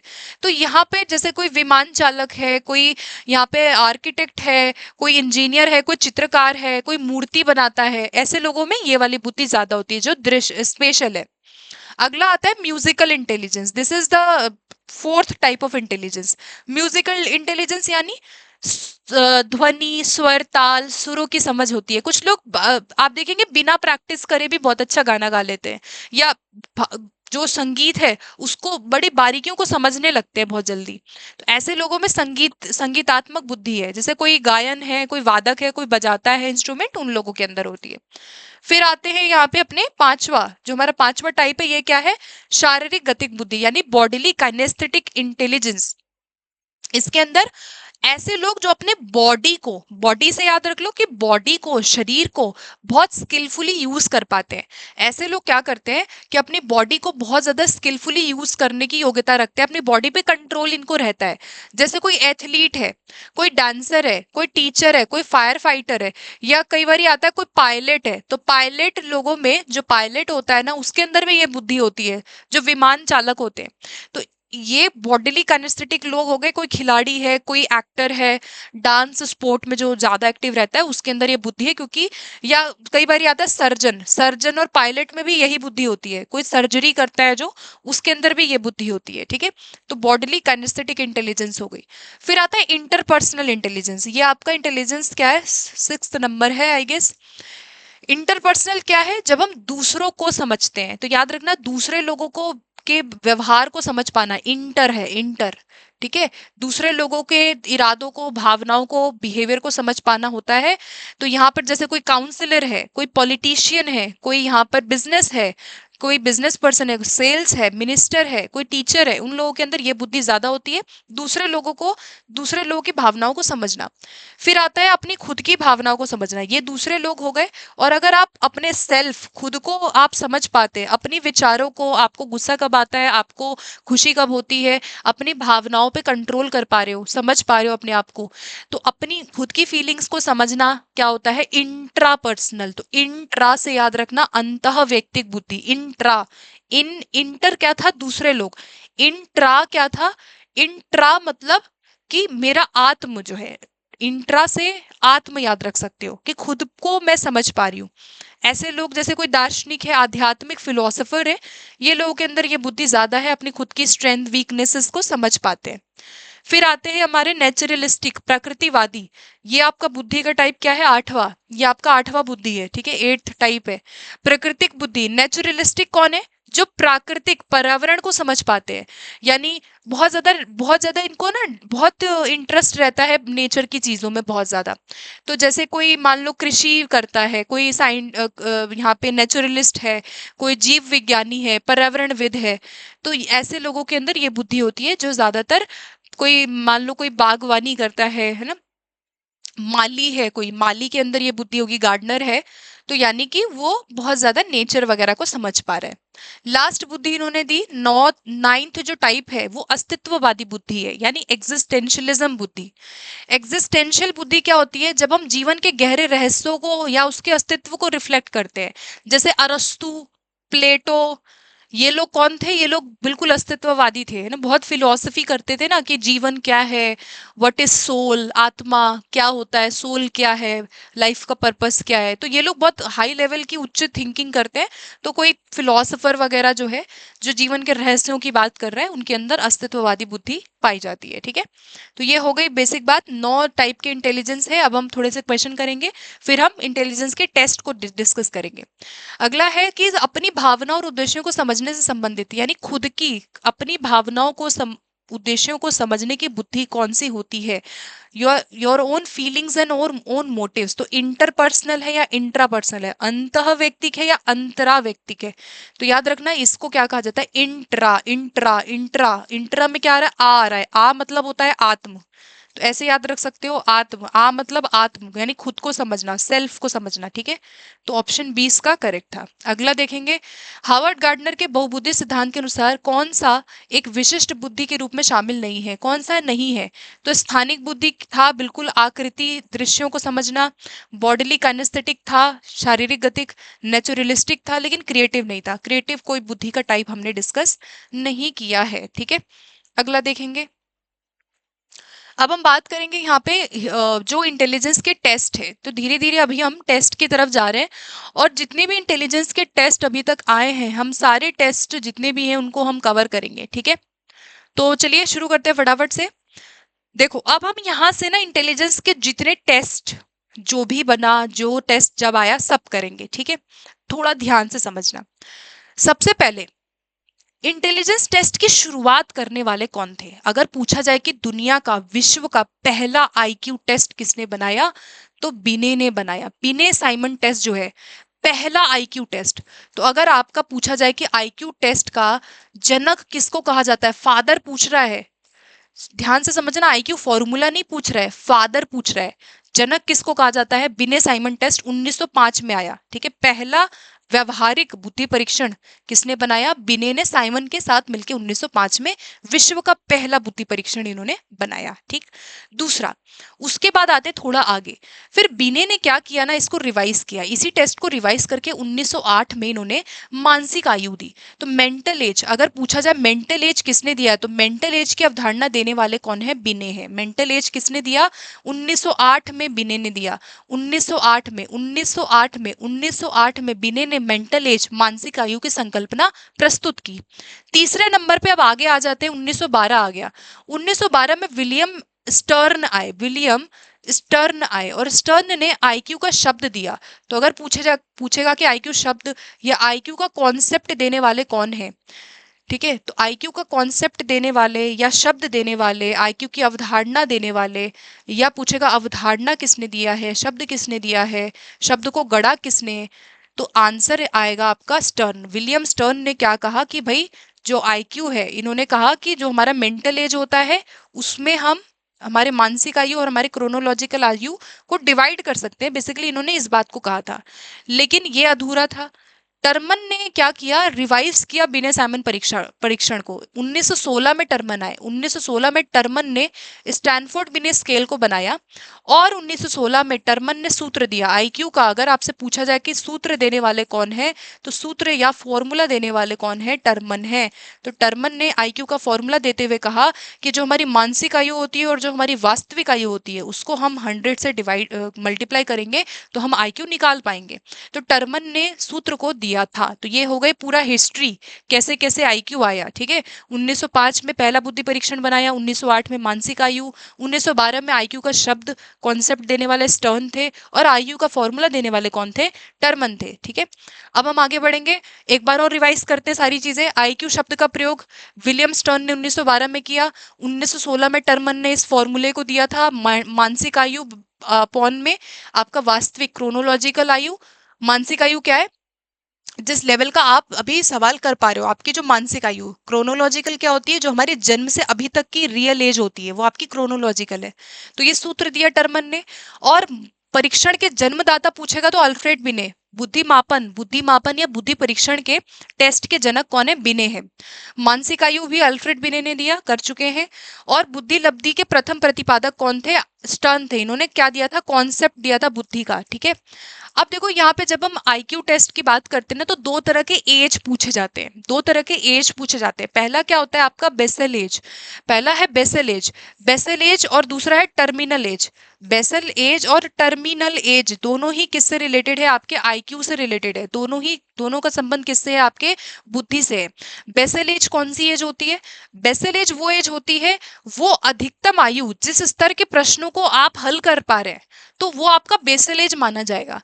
जैसे मान लो एक बच्चा है जो अधिकतम अधिकतम आयु मतलब वो 15 साल वाले क्वेश्चंस को कर पा रहा है, 15 साल वाले क्वेश्चन को कर पा रहा है कि 15 साल के लेवल का क्वेश्चन वो कर पा रहा है। मान लो ये बच्चा 13 साल का है, इसकी रियल एज 13 साल है, लेकिन ये 15 साल के क्वेश्चंस को कर पा रहा है, तो वो अधिकतम आयु इसकी इसकी बेसिक एज क्या है, 15 साल है, क्योंकि वो 15 साल के लेवल के क्वेश्चन को कर पा रहा है। ठीक है, और टर्मिनल आयु क्या है कि जिस आयु स्तर के प्रश्नों को हल नहीं कर पाता, जैसे मान लो अब मैंने इसको 15 साल के क्वेश्चन दिया था तो इसने कर लिया, ये इसकी बेसल आयु आयु है।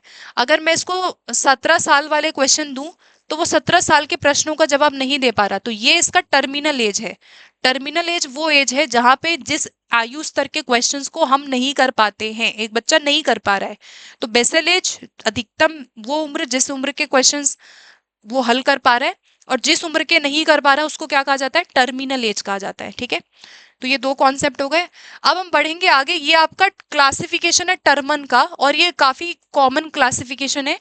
आईक्यू का क्वेश्चन पूछता है कि इतने से इतने लेवल वाले बच्चे किस में आएंगे। ठीक है, तो यहाँ पर याद रखना कि हमेशा सबसे ज्यादा प्रश्न आपका कहाँ से पूछा जाता है, 90 से 110 वाला, ये क्वेश्चन सबसे ज्यादा पूछा जाता है कि अगर 90 से 109 या 110 बुद्धि लब्धि है तो ऐसे बच्चे कौन से बच्चे होते हैं, सामान्य जो मैक्सिमम जनता जितनी भी है ना, सबकी जो बुद्धि है वो यही मानी जाती है। ठीक है, तो आपका यहाँ पर सामान्य बुद्धि क्या है, 90 से 110।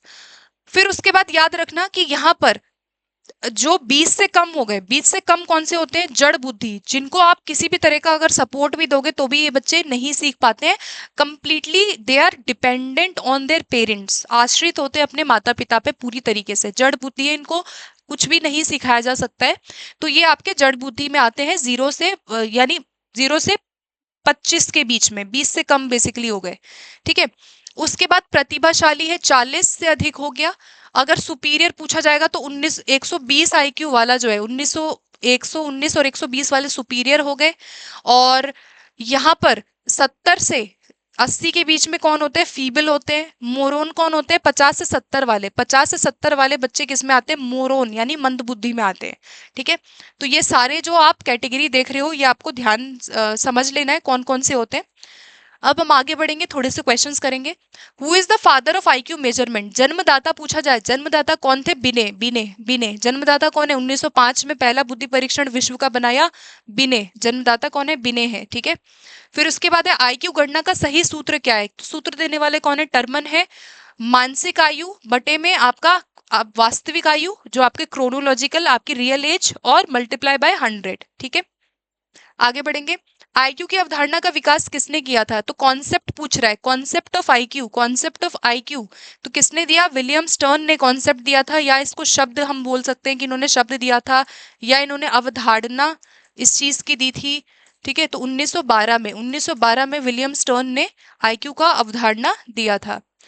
मोरोन छात्रों का आईक्यू किस सीमा के बीच होता है, जो आपके मोरोन्स या मंद बुद्धि में आते हैं, तो याद रखिएगा कि आपका 75 वाले ऐसे बच्चे हैं जो अभी हम कर भी चुके हैं, हमने जो पूरी क्लासिफिकेशन देखी, जो टेबल देखा, उसमें याद रखना कि आपका जो 50 से 75 वाले हैं वो सभी मंद बुद्धि में आते हैं। अब हम यहाँ पे थोड़ा मैचिंग करेंगे। देखो, पहला है जड़ बुद्धि, जड़ बुद्धि कौन होता है, जिसको कुछ भी नहीं सिखाया जा सकता है, तो जड़ बुद्धि वाले जो बच्चे होते हैं ना वो आपके 0 से 24 या 25, 20 से कम वाले होते हैं, 20 से कम वाले जड़ बुद्धि में आ गए, तो आपका ए का क्या बना, थर्ड बना, ए का थर्ड एक ही ऑप्शन में दिया है, बाकी ऑप्शन भी देख लेते हैं। बी का सेकंड होगा, मूर्ख यानी इम्बेसिल जो है, तो बी का क्या है आपका सेकंड वाला। ठीक है, 25 से 50। फिर उसके बाद सामान्य बुद्धि वाले किस में आ गए आपके, 90 से 109। और यहाँ पे बचे मंद बुद्धि वाले,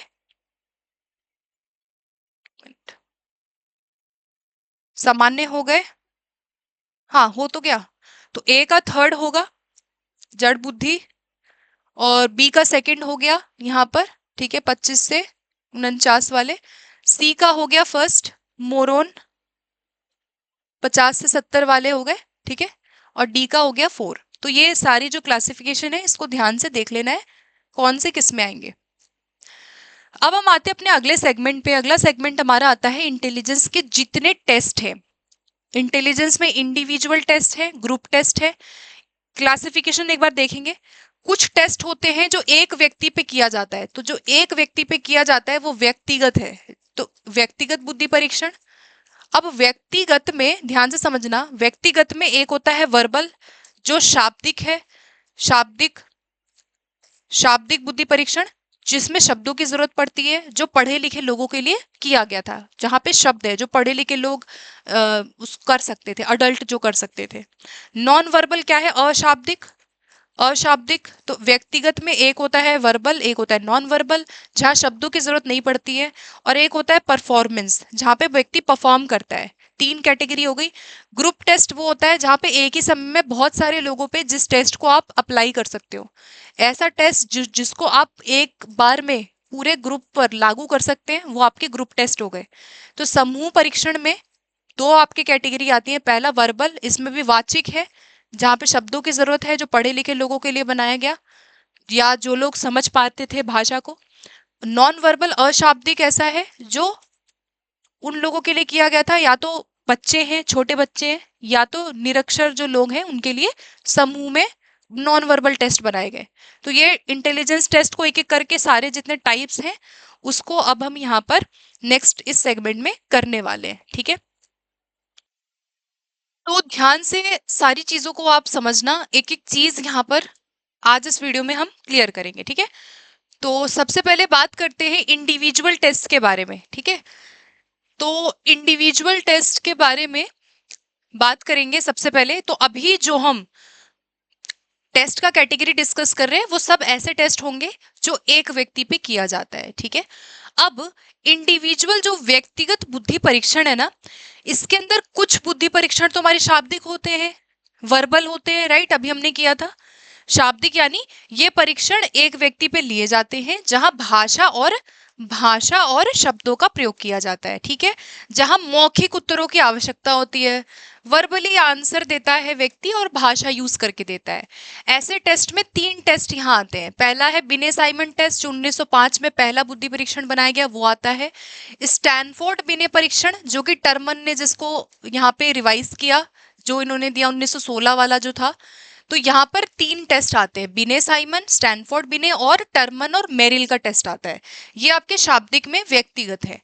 फिर व्यक्तिगत में अशाब्दिक कौन से होते हैं, जहां शब्दों की जरूरत नहीं पड़ती है, जहां पर हम परफॉर्मेंस टेस्ट भी कह सकते हैं इसको, अशाब्दिक भी कह सकते हैं, जैसे भूल भुलैया टेस्ट है, ब्लॉग डिजाइन करना, पास अलोंग, घन रचना। ये सब ऐसे टेस्ट हैं जहां आप देखेंगे कि व्यक्ति को परफॉर्म करना होता है, उसको उसको क्रिया करनी होती है, यहाँ भाषा की जरूरत नहीं पड़ती है, ठीक है। थोड़ा सा और आगे बढ़ेंगे, एक एक करके इनको विस्तार से देखेंगे। सबसे पहला हमारा क्या था, बिने साइमन। बिने साइमन टेस्ट क्या था आपका, ये क्या है, व्यक्तिगत। ये क्या है आपका, व्यक्तिगत में कैसा टेस्ट है, शाब्दिक है। कैसा है, व्यक्तिगत में ये टेस्ट आपका शाब्दिक टेस्ट है, ठीक है। अब देखो यहाँ 1905 में अल्फ्रेड बिने ने बनाया और इसको 13 से 15 वर्ष के बच्चों के लिए बनाया था। कितने वर्ष, 3 से 15, नॉट 13 से 15, 3 से 15 साल के बच्चों के लिए बनाया गया था। प्रारंभ में क्वेश्चन 30 थे, बाद में 59 प्रश्नों की श्रृंखला इन्होंने बनाई थी। 59 प्रश्नों की श्रृंखला अल्फ्रेड बिने ने बनाई थी। फिर इसको 1908 और 11 में भी इसको बार बार इसके अंदर चेंजेस लाए गए थे, ठीक है। और इसका याद रखना, बिने साइमन टेस्ट जो था इसका 1911 में अंग्रेजी में अनुवाद करने वाले कौन थे, गोडार्ड थे।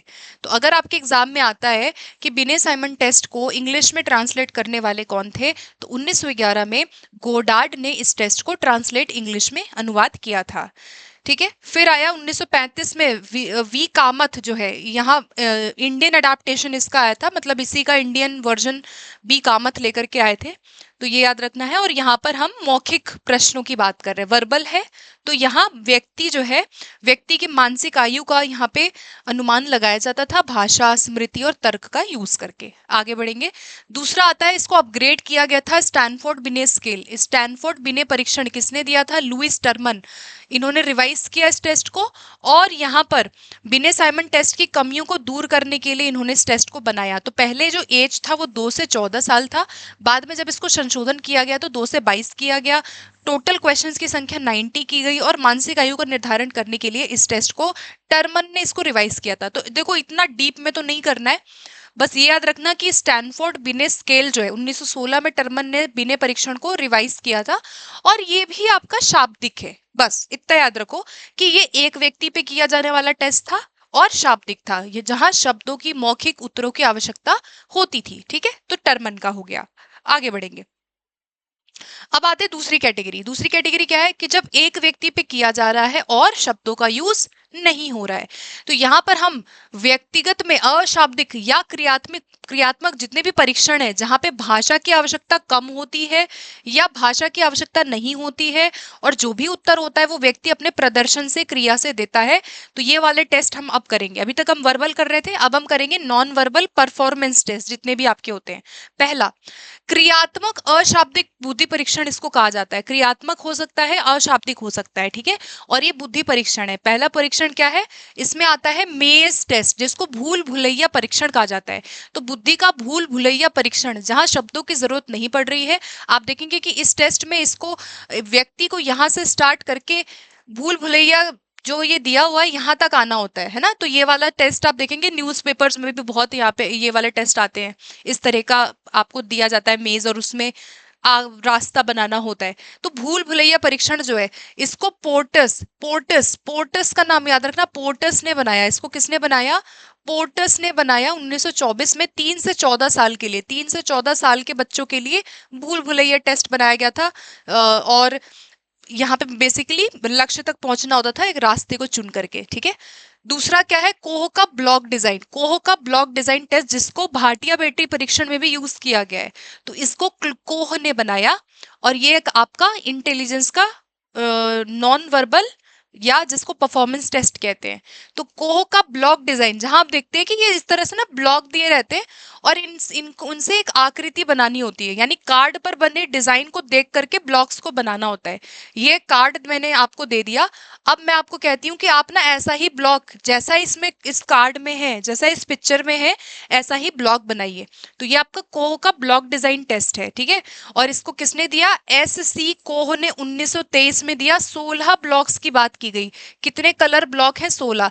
तो ये जो ऊपर के पॉइंट है ना, ये वाले बस पॉइंट याद रखना कि कोह का ब्लॉक डिजाइन टेस्ट किसने बनाया और कितने रंगीन ब्लॉक थे? 16 थे। ठीक है, उसके बाद नेक्स्ट आपका क्रियात्मक अशाब्दिक व्यक्तिगत बुद्धि परीक्षण हम कर रहे हैं अभी तक। ध्यान रखना, देखो भूलना नहीं है, मैं बार बार रिपीट कर रही हूँ, ये टेस्ट एक व्यक्ति पे हो रहा है ना, ये हम अभी इंडिविजुअल कर रहे हैं। एक व्यक्ति पे ये टेस्ट कंडक्ट किया जा रहा है और अशाब्दिक है। ठीक है, आप जहाँ पे परफॉर्म कर रहा है इंसान। अब नेक्स्ट आता है आपका पास अलोंग टेस्ट। ये अलेक्जेंडर का पास अलोंग है। अलेक्जेंडर का टेस्ट ना क्या है? पास अलोंग टेस्ट है। ये 7 से 18 साल के बच्चों के लिए स्टार्ट किया गया, और रंगीन टुकड़ों को उठाए बिना खिसकाकर, विदाउट मूविंग, रंगीन टुकड़ों को बिना उठाए खिसकाकर डिजाइन बनाना होता है। कितना अच्छा टेस्ट है ना, कि आपको मैं काम दे दूं करने के लिए कि ये दिया हुआ है, आपको इसको बिना उठाए, मतलब ये उठाना नहीं है, आपको बिना उठाए इसको टुकड़ों को लगाना है, यानी उठाना नहीं होता है, टुकड़ों में लगाना होता है। ये आपका पास अलोंग अलेक्जेंडर का है। ठीक है, फिर आता है घन रचना, क्यूब कंस्ट्रक्शन टेस्ट। इसमें 26 घन है, 26 क्यूब दिए जाते हैं, और छोटे छोटे घनों को जोड़ करके ना ये बनाया जाता है, एक मॉडल बनाया गया। मतलब घनों को जोड़ के बनाना। क्यूब कंस्ट्रक्शन टेस्ट भी आपका इंटेलिजेंस का टेस्ट है। तो नाम याद रखो कि कौन कौन से टेस्ट आपके व्यक्तिगत में आते हैं। ये सब हम व्यक्तिगत में, हम परफॉर्मेंस टेस्ट की बात कर रहे हैं, या अशाब्दिक इनको कहा जाता है। तो ये वाले टेस्ट आपके सारे इंटेलिजेंस को मापने के टेस्ट थे। अब आते हैं अर्ली चाइल्डहुड में, ये इसमें एक टेस्ट आता है जिसको कहते हैं मेरिल पाल्मर परीक्षण। मेरिल का पाल्मर टेस्ट 13 महीने से 5 यानी लगभग 6 साल, 13 मंथ से लेकर के लगभग 6 साल तक के बच्चों के लिए टेस्ट को बनाया गया था। ठीक है, और इसमें बेसिकली बच्चों को खेल, वस्तु की पहचान करना, मोटर एक्टिविटी से ज्यादा सिखाया जाता था। तो मेरिल का पाल्मर टेस्ट हो गया। फिर मिनीसोटा का प्री स्कूल स्केल, मिनीसोटा का प्री स्कूल स्केल बनाया गया था 18 से 5 वर्ष, 18 महीने से 5 वर्ष, जिसमें आकृति को पहचानना बच्चों को या वस्तुओं को मिलाना ये भी किया गया था। तो 2 ऐसे टेस्ट हैं ये अर्ली चाइल्डहुड बच्चों के लिए बनाए गए थे, मेरिल का और मिनीसोटा का प्री स्कूल। अब आते हैं यहाँ पे अगला अगला आता है पिंटर पैटरसन क्रियात्मक स्केल। नाम याद रखना, इसको कहा जाता है पिंटर पैटरसन परफॉर्मेंस स्केल। 1917 में बनाया गया 4 से 16 वर्ष के बच्चों के लिए। अब आप देखेंगे यहाँ पे चित्र आकृति दी हुई है, इसको जोड़ करके एक बनाना होता है, इसको जोड़ करके एक बनाना होता है। तो ये भी क्या है, आपका परफॉर्मेंस टेस्ट है। ठीक है, कौन सा टेस्ट है, ये आपका परफॉर्मेंस स्केल है। इसको क्या कहा जाता है, क्रियात्मक स्केल कहा जाता है। तो क्या नाम है, पिंटर पैटरसन स्केल। ये कैसा टेस्ट है, आईक्यू को मापने का एक परफॉर्मेंस स्केल है। उसके अलावा है draw a man test. Draw a man test किसने बनाया, गुड इनफ। नाम याद रखना, गुड इनफ ने क्या बनाया, गुड इनफ ने 1926 में ड्रॉ अ मेन टेस्ट बनाया। तो अगर आपके एग्जाम में आया कि ड्रॉ अ मेन टेस्ट किसने बनाया है, तो आपका गुड इनफ आंसर होगा। अच्छा, एक टेस्ट हो तो और होता है जिसको कहते हैं ड्रॉ अ पर्सन। अगर आपका एग्जाम में आया कि, मैं लिख दे रही हूं, अगर एग्जाम में आया कि ड्रॉ अ पर्सन टेस्ट किसने बनाया है, draw a person, draw a person test, तो ड्रॉ अ पर्सन टेस्ट जो है ये मैकओवर ने बनाया, मैकओवर ने बनाया। और ये कौन सा टेस्ट है, पर्सनालिटी टेस्ट है। तो दोनों नाम में कंफ्यूजन नहीं रखना है, ये आपका पर्सनालिटी टेस्ट है। ड्रॉ अ पर्सन टेस्ट जो था कि भाई पर्सन को ड्रॉ करने को दिया जाता था, ये आपका मैकओवर ने बनाया, पर्सनालिटी टेस्ट है। लेकिन ये वाला जो है गुड इनफ वाला, इन्होंने कहा ड्रॉ ए मेन टेस्ट। अब एक क्या किया जाता था, 6 से 10 साल के बच्चों के लिए एक व्यक्ति का चित्र बनाना होता था और उनकी आईक्यू, उनका कितना इंटेलिजेंस है, कितनी मेच्योरिटी है, ये जांचा जाता था। तो ड्रॉ मेन टेस्ट हो गया। ड्रॉ पर्सन पूछेगा तो पर्सनालिटी याद रखोगे, और ड्रॉ मेन आएगा तो गुड इनफ का आईक्यू टेस्ट है। ठीक है, ये भी आपका क्रियात्मक है। अगला आता है सैंग्विन, ये भी आपका क्रियात्मक अशाब्दिक व्यक्तिगत बुद्धि परीक्षण है। यानी ध्यान रखना, अभी तक एक व्यक्ति पे किया जाने वाला टेस्ट कर रहे हैं हम लोग, जितना भी अभी तक टेस्ट किए हैं ये एक व्यक्ति पे हो रहा है, समझ रहे हो। और क्रियात्मक है, परफॉर्मेंस या शब्दों की जरूरत नहीं पड़ रही है। लास्ट आता है सैंग्विन का फॉर्म बोर्ड परीक्षण। सैंग्विन ने इसको बनाया 1907 में। क्रिएटर कौन है, सैंग्विन है। तो सैंग्विन का फॉर्म बोर्ड परीक्षण, जहां पे आप देखेंगे कि एक लकड़ी का बोर्ड दिया जाता है और जो आकार बने हुए हैं उस आकार में उनको टुकड़ों को फिट करना होता है। इसमें हैंड आई कोऑर्डिनेशन देखा जाता है कि एक व्यक्ति जो है किस तरीके से यहाँ पर टुकड़ों को फिट करेगा कि भाई ये वाला इसमें आएगा, ये वाला इसमें आएगा, ये वाला इसमें आएगा। तो ये टेस्ट कौन सा है, सैंग्विन का फॉर्म बोर्ड परीक्षण। ये भी आपका व्यक्तिगत परफॉर्मेंस टेस्ट है, यानी अशाब्दिक परफॉर्मेंस टेस्ट है। ठीक है, चलिए अब हम बात करेंगे क्रियात्मक अशाब्दिक व्यक्तिगत बुद्धि परीक्षण में सबसे इंपॉर्टेंट भाटिया बैटरी। ये भी एक व्यक्ति पे हो रहा है, ये भी एक व्यक्ति पे हो रहा है। अब यहाँ पे याद रखना कि 1955 में चंद्र मोहन भाटिया, मैं नाम लिख रही हूँ यहाँ पे, चंद्र मोहन भाटिया ने इसको बनाया, भाटिया बैटरी। तो चंद्र मोहन भाटिया ने आईक्यू को मापने के लिए, चंद्र मोहन भाटिया ने आईक्यू को मापने के लिए 11 से 16 वर्ष के बच्चों के लिए एक non verbal performance intelligence test बनाया। तो ये आपका कैसा टेस्ट है, non verbal performance intelligence test है, एक व्यक्ति पे किया जाने वाला टेस्ट है। चंद्र मोहन भाटिया ने इसको बनाया। तो भाटिया बैटरी बुद्धि परीक्षण कैसा टेस्ट है, आपका इंडिविजुअल यानी एक व्यक्ति पे परफॉर्मेंस टेस्ट है। यहाँ पे वर्बल भाषा की जरूरत नहीं पड़ रही है। ठीक है, नॉन वर्बल है। और यहाँ पर भाटिया बैटरी परीक्षण में 5 उप परीक्षण होते हैं, बहुत इंपॉर्टेंट है, एग्जाम में आ चुका है। तो 5 इसमें सब टेस्ट इन्होंने, भाटिया बैटरी जो बनाई गई इसमें चंद्रमोहन भाटिया ने 5 टेस्टों को जोड़ा। ठीक है, जिसमें से कुछ कुछ हम कर भी चुके हैं। जैसे पहला है कोह का ब्लॉक डिजाइन, अभी हम कोह का कर रहे थे, तो इन्होंने इसको यूज किया अपने टेस्ट में। 5 उप परीक्षण है जिसमें से पहला आता है कोह का ब्लॉक डिजाइन, जो कोह ने बनाया, और इन्होंने कोह के ब्लॉक डिजाइन में यहाँ पे बच्चों को दिया कि भाई जैसा पैटर्न है वैसा आपको बनाना है, ठीक है। तो कोह का ब्लॉक डिजाइन पहला हो गया। दूसरा है अलेक्जेंडर, ये भी हम कर चुके हैं ना, अभी यही करते हुए आ रहे हैं, कोह का कर लिया, अलेक्जेंडर का कर लिया। तो ये दोनों टेस्ट चंद्रमोहन भाटिया ने भाटिया बैटरी में यूज किया था। तो 5 सब टेस्ट थे। पहला है कोह का ब्लॉक डिजाइन, दूसरा क्या है, अलेक्जेंडर का पास अलोंग, जिसमें क्या था वो वाला टेस्ट कि भाई आपको ना बिना उठाए जो चीजें हैं उसको आपको बिना उठाए क्या करना है, पैटर्न से लगाना है। तो जैसे बिना उठाए आप इसको आकृति को लगाएंगे ना, टुकड़ों को खिसका करके डिजाइन बनाना बिना उठाए, तो टुकड़ों को खिसकाने वाला जो टेस्ट था अलेक्जेंडर का पास अलोंग है। तो ये भी चंद्रमोहन भाटिया यानी भाटिया बैटरी परीक्षण में यूज किया गया। तो पहला है कोह का ब्लॉक डिजाइन, अलेक्जेंडर का पास अलोंग। उसके बाद तीसरा तीसरा टेस्ट है पैटर्न ड्राइंग, आकृति, किसी पैटर्न को बनाना, किसी पैटर्न को बनाना, यानी जैसा पैटर्न दिया हुआ है कार्ड पर बनी रेखाओं को दिया गया, यानी जो रेखाएं दी हुई हैं वैसा ही चित्र बनाना है। तो यहाँ पर व्यक्ति को चित्र बनाने के लिए, पैटर्न बनाने के लिए दिया जाता है। तो थर्ड टेस्ट कौन सा है, pattern drawing test. Pattern drawing test, आकृति पूर्ति, आकृति चित्रण हो गया, आकृति जैसा आकृति दिया हुआ है वैसा आकृति बनाना है, ठीक है। चौथा क्या है, तात्कालिक स्मृति परीक्षण, मेमोरी टेस्ट। मेमोरी टेस्ट मतलब किसी भी चीज को सुन करके तुरंत तुरंत दोहराने के लिए दिया जाता था कि कितना व्यक्ति याद रख पा रहा है किसी चीज को। तो चौथा टेस्ट क्या है, तात्कालिक स्मृति परीक्षण।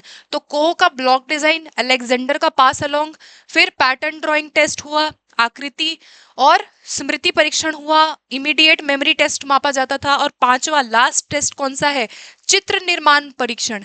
कौन सा टेस्ट है, चित्र निर्माण परीक्षण, यानी टुकड़ों को जोड़ करके चित्र बनाने के लिए दिया जाता था।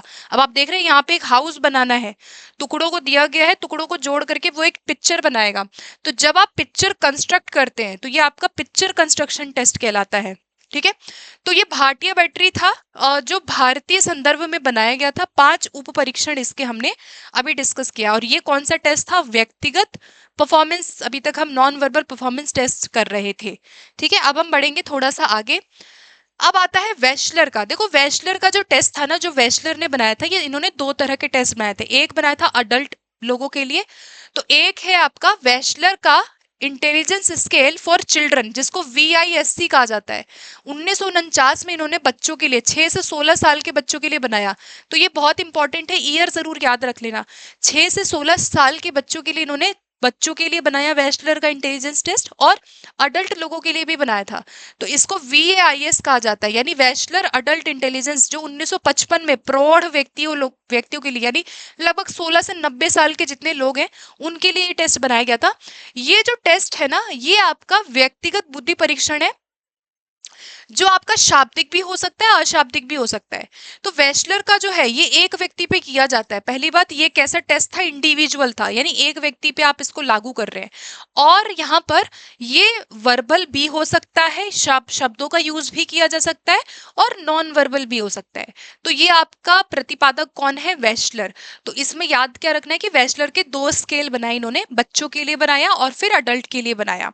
तो दोनों का एज ग्रुप याद रखना, बच्चों के लिए 6 से 16 साल और अडल्ट के लिए 16 से 90 साल, ठीक है। जिसमें काफी सारे सब टेस्ट है, जैसे चित्रपूर्ति, ब्लॉक डिजाइन, भूल भुलैया परीक्षण, ये सब नॉन वर्बल में आते हैं।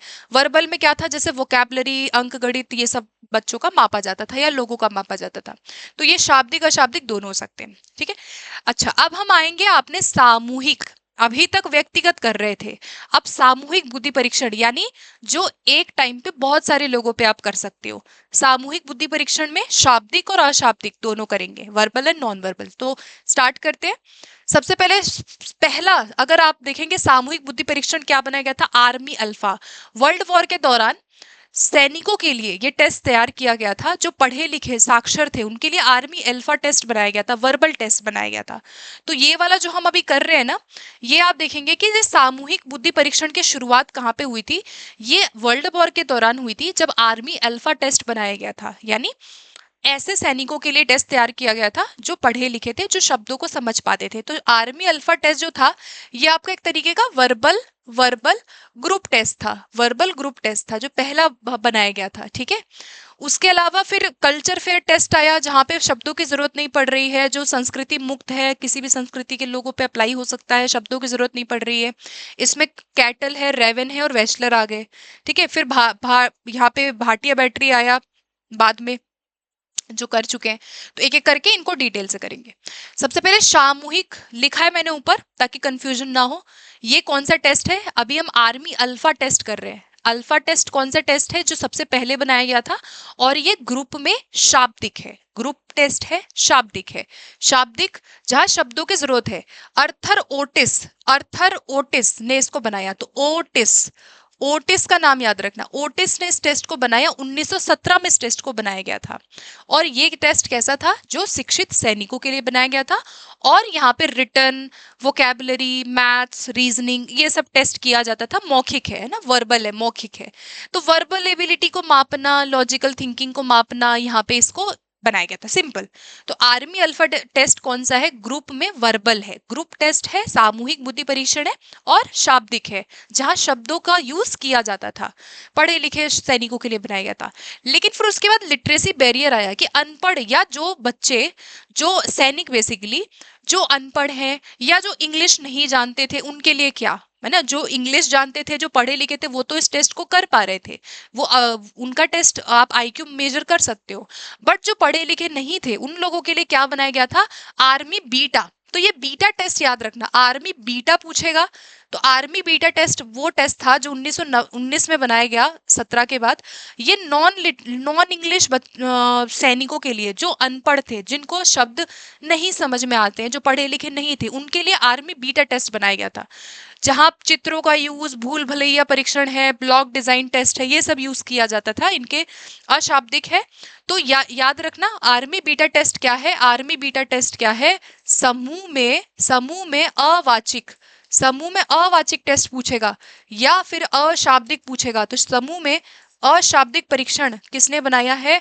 अशाब्दिक परीक्षण कौन सा था? आर्मी बीटा था। आर्मी अल्फा शाब्दिक था, आर्मी बीटा अशाब्दिक था। ठीक है, चलो 2 टेस्ट हमारे हो गए ग्रुप में। अगला शाब्दिक सामूहिक परीक्षण, ये वर्बल टेस्ट है। इसमें आता है जलोटा। याद रखना, डॉक्टर एस जलोटा ने 1972 में भारतीय परीक्षण बनाया, जो कि एक सामूहिक मानसिक योग्यता परीक्षण है। तो जलोटा का टेस्ट याद रखना कि 12 से 16 वर्षों के लिए, 12 से 16 वर्ष के जो एडोलेसेंट्स, जो किशोर थे, तो किशोरों के लिए यहाँ पे डॉक्टर एस जलोटा ने एक टेस्ट बनाया, जो कैसा टेस्ट था?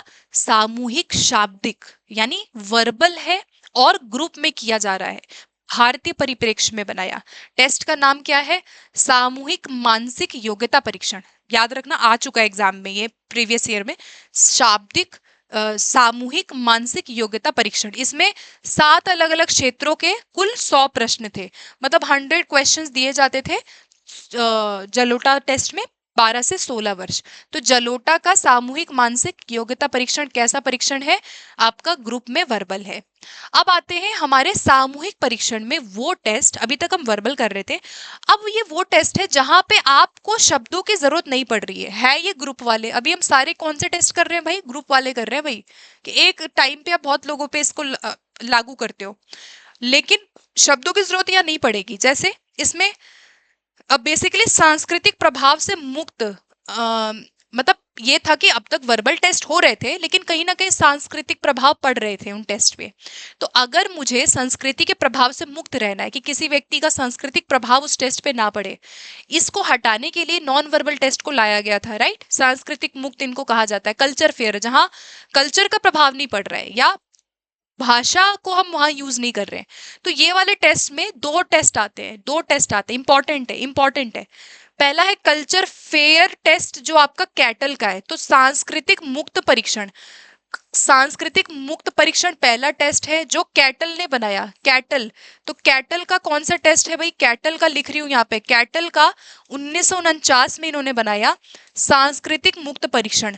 सांस्कृतिक यानी संस्कृति से मुक्त परीक्षण था, सांस्कृतिक मुक्त परीक्षण था कैटल का, ठीक है। और दूसरा टेस्ट क्या है, रेवन प्रोग्रेसिव मैट्रिसेस, रेवन का प्रोग्रेसिव मैट्रिसेस, जिसको जेसी रेवन ने 1938 में बनाया। यहाँ पे क्या किया जाता था, अधूरे पैटर्न में से सही आकृति को चुनना होता था।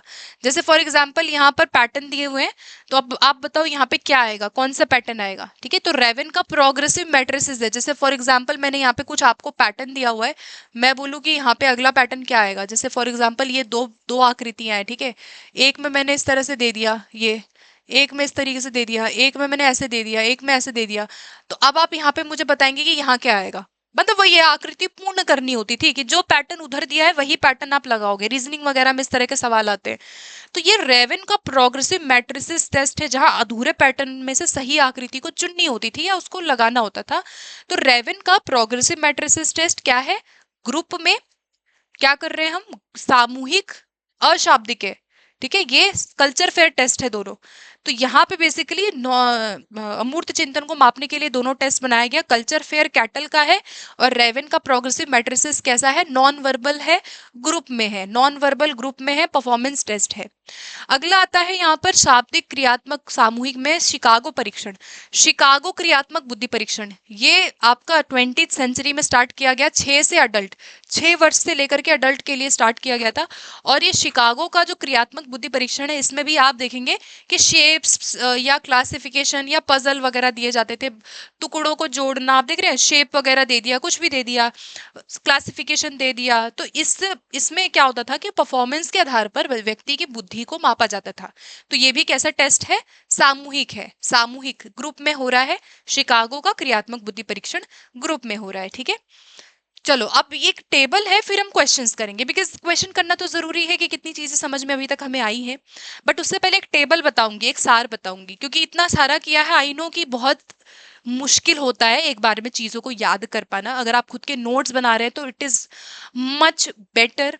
Please try to make your own notes if you are reading, if you are watching, कोई भी आप कर रहे हो तो नोट जरूर कहीं ना कहीं बनाइए, इजी होता है याद करना। और एक बार हम इसको रिवाइज दोबारा करेंगे जो जो अभी हमने किया। जैसे व्यक्तिगत में बिने साइमन टेस्ट था, है ना। व्यक्तिगत अगर आप पूछेंगे, सबसे पहला आपका क्या था, इसको बड़ा ही 2 मिनट में इसको हम कवर करेंगे अभी। इंडिविजुअल में वर्बल में आते हैं, है ना, वर्बल है, ये सब वर्बल है, इंडिविजुअल है, एक व्यक्ति पे हो रहा है, ठीक है। बिने साइमन हो गया, स्टैनफोर्ड बिने हो गया और टर्मन मेरिल का टेस्ट हो गया। फिर आपके व्यक्तिगत में अशाब्दिक या क्रियात्मक हो गए, जिसमें भूल भुलैया था, को का ब्लॉक डिजाइन, पास अलोंग, ये सब आप देख रहे हैं परफॉर्मेंस टेस्ट है, सारी क्रियात्मक है। भूल भुलैया है, को का ब्लॉक डिजाइन, पास अलोंग अलेक्जेंडर का पास अलोंग है, क्यूब कंस्ट्रक्शन है, मेरिल का टेस्ट जो अर्ली चाइल्डहुड बच्चों के लिए बनाया, मिनीसोटा का प्री स्कूल, ये दोनों ही छोटे बच्चों के लिए बनाया गया था, है ना, जो 13 महीने से शुरू हो रहे हैं। फिर पिंटर पैटरसन स्केल कैसा है, परफॉर्मेंस है, ये भी क्रियात्मक है। ड्रॉ मैन टेस्ट जो गुड इनफ ने बनाया, ये भी क्रियात्मक है। सैंग्विन ने बनाया, सैंग्विन का फॉर्म बोर्ड, ये भी परफॉर्मेंस है। तो ये ऊपर वाले जितने देख रहे हो, ये सब आपके कौन से टेस्ट है, जो एक व्यक्ति पे यहाँ पर हो रहा था। ये सारे टेस्ट एक व्यक्ति पे हो रहे थे, और परफॉर्मेंस टेस्ट में ये वाले आएंगे सारे, ठीक है, जो नॉन वर्बल है, परफॉर्मेंस है। शाब्दिक में अगर वर्बल पूछा जाए, वर्बल में क्या था, army alpha, army alpha non verbal था, और नॉन वर्बल क्या था, आर्मी बीटा। फिर शिकागो का नॉन वर्बल है। फिर कल्चर फेयर टेस्ट 2 थे, है ना, रेवन का और कैटल का, ये ग्रुप में है, ठीक है। और इंडियन में भाटिया बैटरी नॉन वर्बल था, ठीक है। तो ये हो गया, ठीक है। चलिए अब हम करेंगे क्वेश्चंस। कैटल का कल्चर फेयर टेस्ट किस प्रकार का टेस्ट है, बताइए। अभी हमने किया है कैटल का कल्चर फेयर टेस्ट, किस प्रकार का टेस्ट है, 4 ऑप्शन है, इंडिविजुअल है, ग्रुप है, नॉन वर्बल है, वर्बल है। तो कैटल का कल्चर फेयर टेस्ट, जहां कल्चर का प्रभाव नहीं पड़ रहा है, तो यहाँ पे आंसर हमारा क्या बनेगा, नॉन वर्बल बनेगा। अगला देखेंगे। अगला है भाटिया बैटरी में कितने उप परीक्षण है, 5। कौन कौन सा था भाई, एक बार और रिवाइज करेंगे। को का ब्लॉक डिजाइन, अलेक्जेंडर का पास अलोंग, तात्कालिक स्मृति परीक्षण, फिर पैटर्न ड्राइंग परीक्षण और चित्रपूर्ति परीक्षण। 5 टेस्ट था, सीएम भाटिया 1955 में बनाया, 5 उप टेस्ट। नेक्स्ट, 12 से 16 वर्ष के बच्चों के लिए हिंदी में डॉक्टर एस जलोटा द्वारा कौन सा परीक्षण बनाया गया था, तो जनरल मेंटल एबिलिटी टेस्ट, सामान्य मानसिक योग्यता परीक्षण जलोटा द्वारा बनाया गया था, ठीक है। ये भी हो गया, आगे बढ़ेंगे। अगला है यहाँ पे कौन सा बुद्धि का अवाचिक नॉन वर्बल है, नॉन वर्बल, बुद्धि का non verbal, Army Alpha, Raven है, रेवन का प्रोग्रेसिव मैट्रिसेस टेस्ट है, बिने साइमन है या जलोटा है? तो यहाँ पे जलोटा तो था नहीं, बिने साइमन भी नहीं है। अवाचक पूछ रहा है, रेवन का प्रोग्रेसिव मैट्रिसेस टेस्ट ये क्या था? Culture fair test. Culture fair test है जहां शब्दों की जरूरत हमें नहीं पड़ रही है, तो कल्चर फेयर टेस्ट हो जाएगा इसका रेवन का करेक्ट आंसर। आगे बढ़ेंगे अगले प्रश्न की तरफ। नेक्स्ट क्वेश्चन कहता है कौन सा सामूहिक अशाब्दिक बुद्धि परीक्षण, यानी ग्रुप में अशाब्दिक है, ग्रुप में अशाब्दिक है, army beta, army alpha, Chicago या रेवन? तो सामूहिक पूछ रहा है और अशाब्दिक पूछ रहा है, ठीक है। तो अशाब्दिक कौन सा था आपका? Army beta, army beta, army beta. Army beta कैसा था? अशाब्दिक था। और आर्मी अल्फा पूछेगा तो वर्बल। ये आपके ग्रुप में थे, ठीक है। तो यहाँ पर आंसर क्या बना? Army beta test. Army beta test जो था वो आपका क्या था? अशाब्दिक था। और जो आर्मी अल्फा था वो आपका शाब्दिक था। आगे बढ़ेंगे। कौन सा परीक्षण संस्कृति मुक्त अशाब्दिक बुद्धि परीक्षण है? बताइए। संस्कृति मुक्त अशाब्दिक बुद्धि परीक्षण ग्रुप टेस्ट ऑफ इंटेलिजेंस है, वेस्टलर का अडल्ट इंटेलिजेंस है, भाटिया बैटरी है या स्टैंडर्ड प्रोग्रेसिव मैट्रिसेस? तो रेवन का जो प्रोग्रेसिव मैट्रिसेस टेस्ट आया, जो मैट्रिसेस टेस्ट है ये आपका कैसा है? अशाब्दिक परफॉर्मेंस टेस्ट था। तो आंसर यहाँ क्या बना? संस्कृति मुक्त परीक्षण है, जहां कल्चर फेयर टेस्ट जिसको कहा जाता है। तो डी ऑप्शन इसका करेक्ट था। कौन सा बुद्धि का क्रियात्मक परीक्षण नहीं है? नॉट पूछा गया, कौन सा बुद्धि का क्रियात्मक परीक्षण नहीं है? पहला भाटिया बैटरी, कैटल का संस्कृति मुक्त, स्टैनफोर्ड बिने या रेवन का प्रोग्रेसिव मैट्रिसेस टेस्ट? तो कौन सा यहाँ क्रियात्मक परीक्षण नहीं है, जहां परफॉर्मेंस नहीं हो रही है? तो यहाँ पे बिने साइमन जो स्टैनफोर्ड बिने टेस्ट है ये किसने बनाया? टर्मन। टर्मन ने 1916 में जो बनाया, ठीक है। ये आपका कौन सा था? ये आपका व्यक्तिगत, कौन सा टेस्ट था? ये व्यक्तिगत शाब्दिक था, यानी एक व्यक्ति पे हो रहा है और शब्दों की जरूरत यहाँ पे पड़ रही है ना, मौखिक तरीके से आंसर व्यक्ति कर रहा है, ठीक है। तो यह ये क्रियात्मक आपका नहीं है। अगला है Pintner Paterson scale. Pin pin Pintner Paterson scale कौन सा टेस्ट है? तो ये एक बैटरी स्केल बनाया गया, परफॉर्मेंस टेस्ट था ये, ठीक है। क्रियात्मक पिंटर पैटरसन स्केल क्या है आपका? क्रियात्मक तरीके का टेस्ट है, क्रियात्मक तरीके का टेस्ट था, ठीक है। सब कुछ कर चुके हैं हम लोग। अभी आज का सेशन हमारा यहाँ पे होता है कंप्लीट। आशा करती हूँ कि आज इस क्लास में पूरा इंटेलिजेंस जितनी चीजें हैं, I have covered everything. Theories, test के जितने भी आपके टेस्ट हुए, क्वेश्चंस थोड़े से यस कम थे, और बहुत क्वेश्चन हम यहाँ कर सकते हैं। तो मैं एक इंटेलिजेंस का अलग वीडियो ले लूंगी, जहां हम लोग लाइव सेशंस में जो इंटेलिजेंस से रिलेटेड जितने क्वेश्चन बन पाएंगे संभावित, वो हम कर लेंगे, ठीक है। आज तो हमने किए हैं 30 क्वेश्चन इस सेशन में, बट मेरा ज्यादा फोकस था कि हम थोड़ा थ्योरी चीजें ज्यादा करें, ठीक है। तो आशा करती हूँ कि आज की इस क्लास में सारी चीजें क्लियर हो गई होंगी। If you like this session then do like and share with your friends as well. आप अपना लाइक दे के सपोर्ट दे सकते हैं, ताकि इस तरह की और वीडियोज में बनाती रहूँ। And if any one who is watching me for the very first time, you can join this channel and you will find all the playlist, all the videos।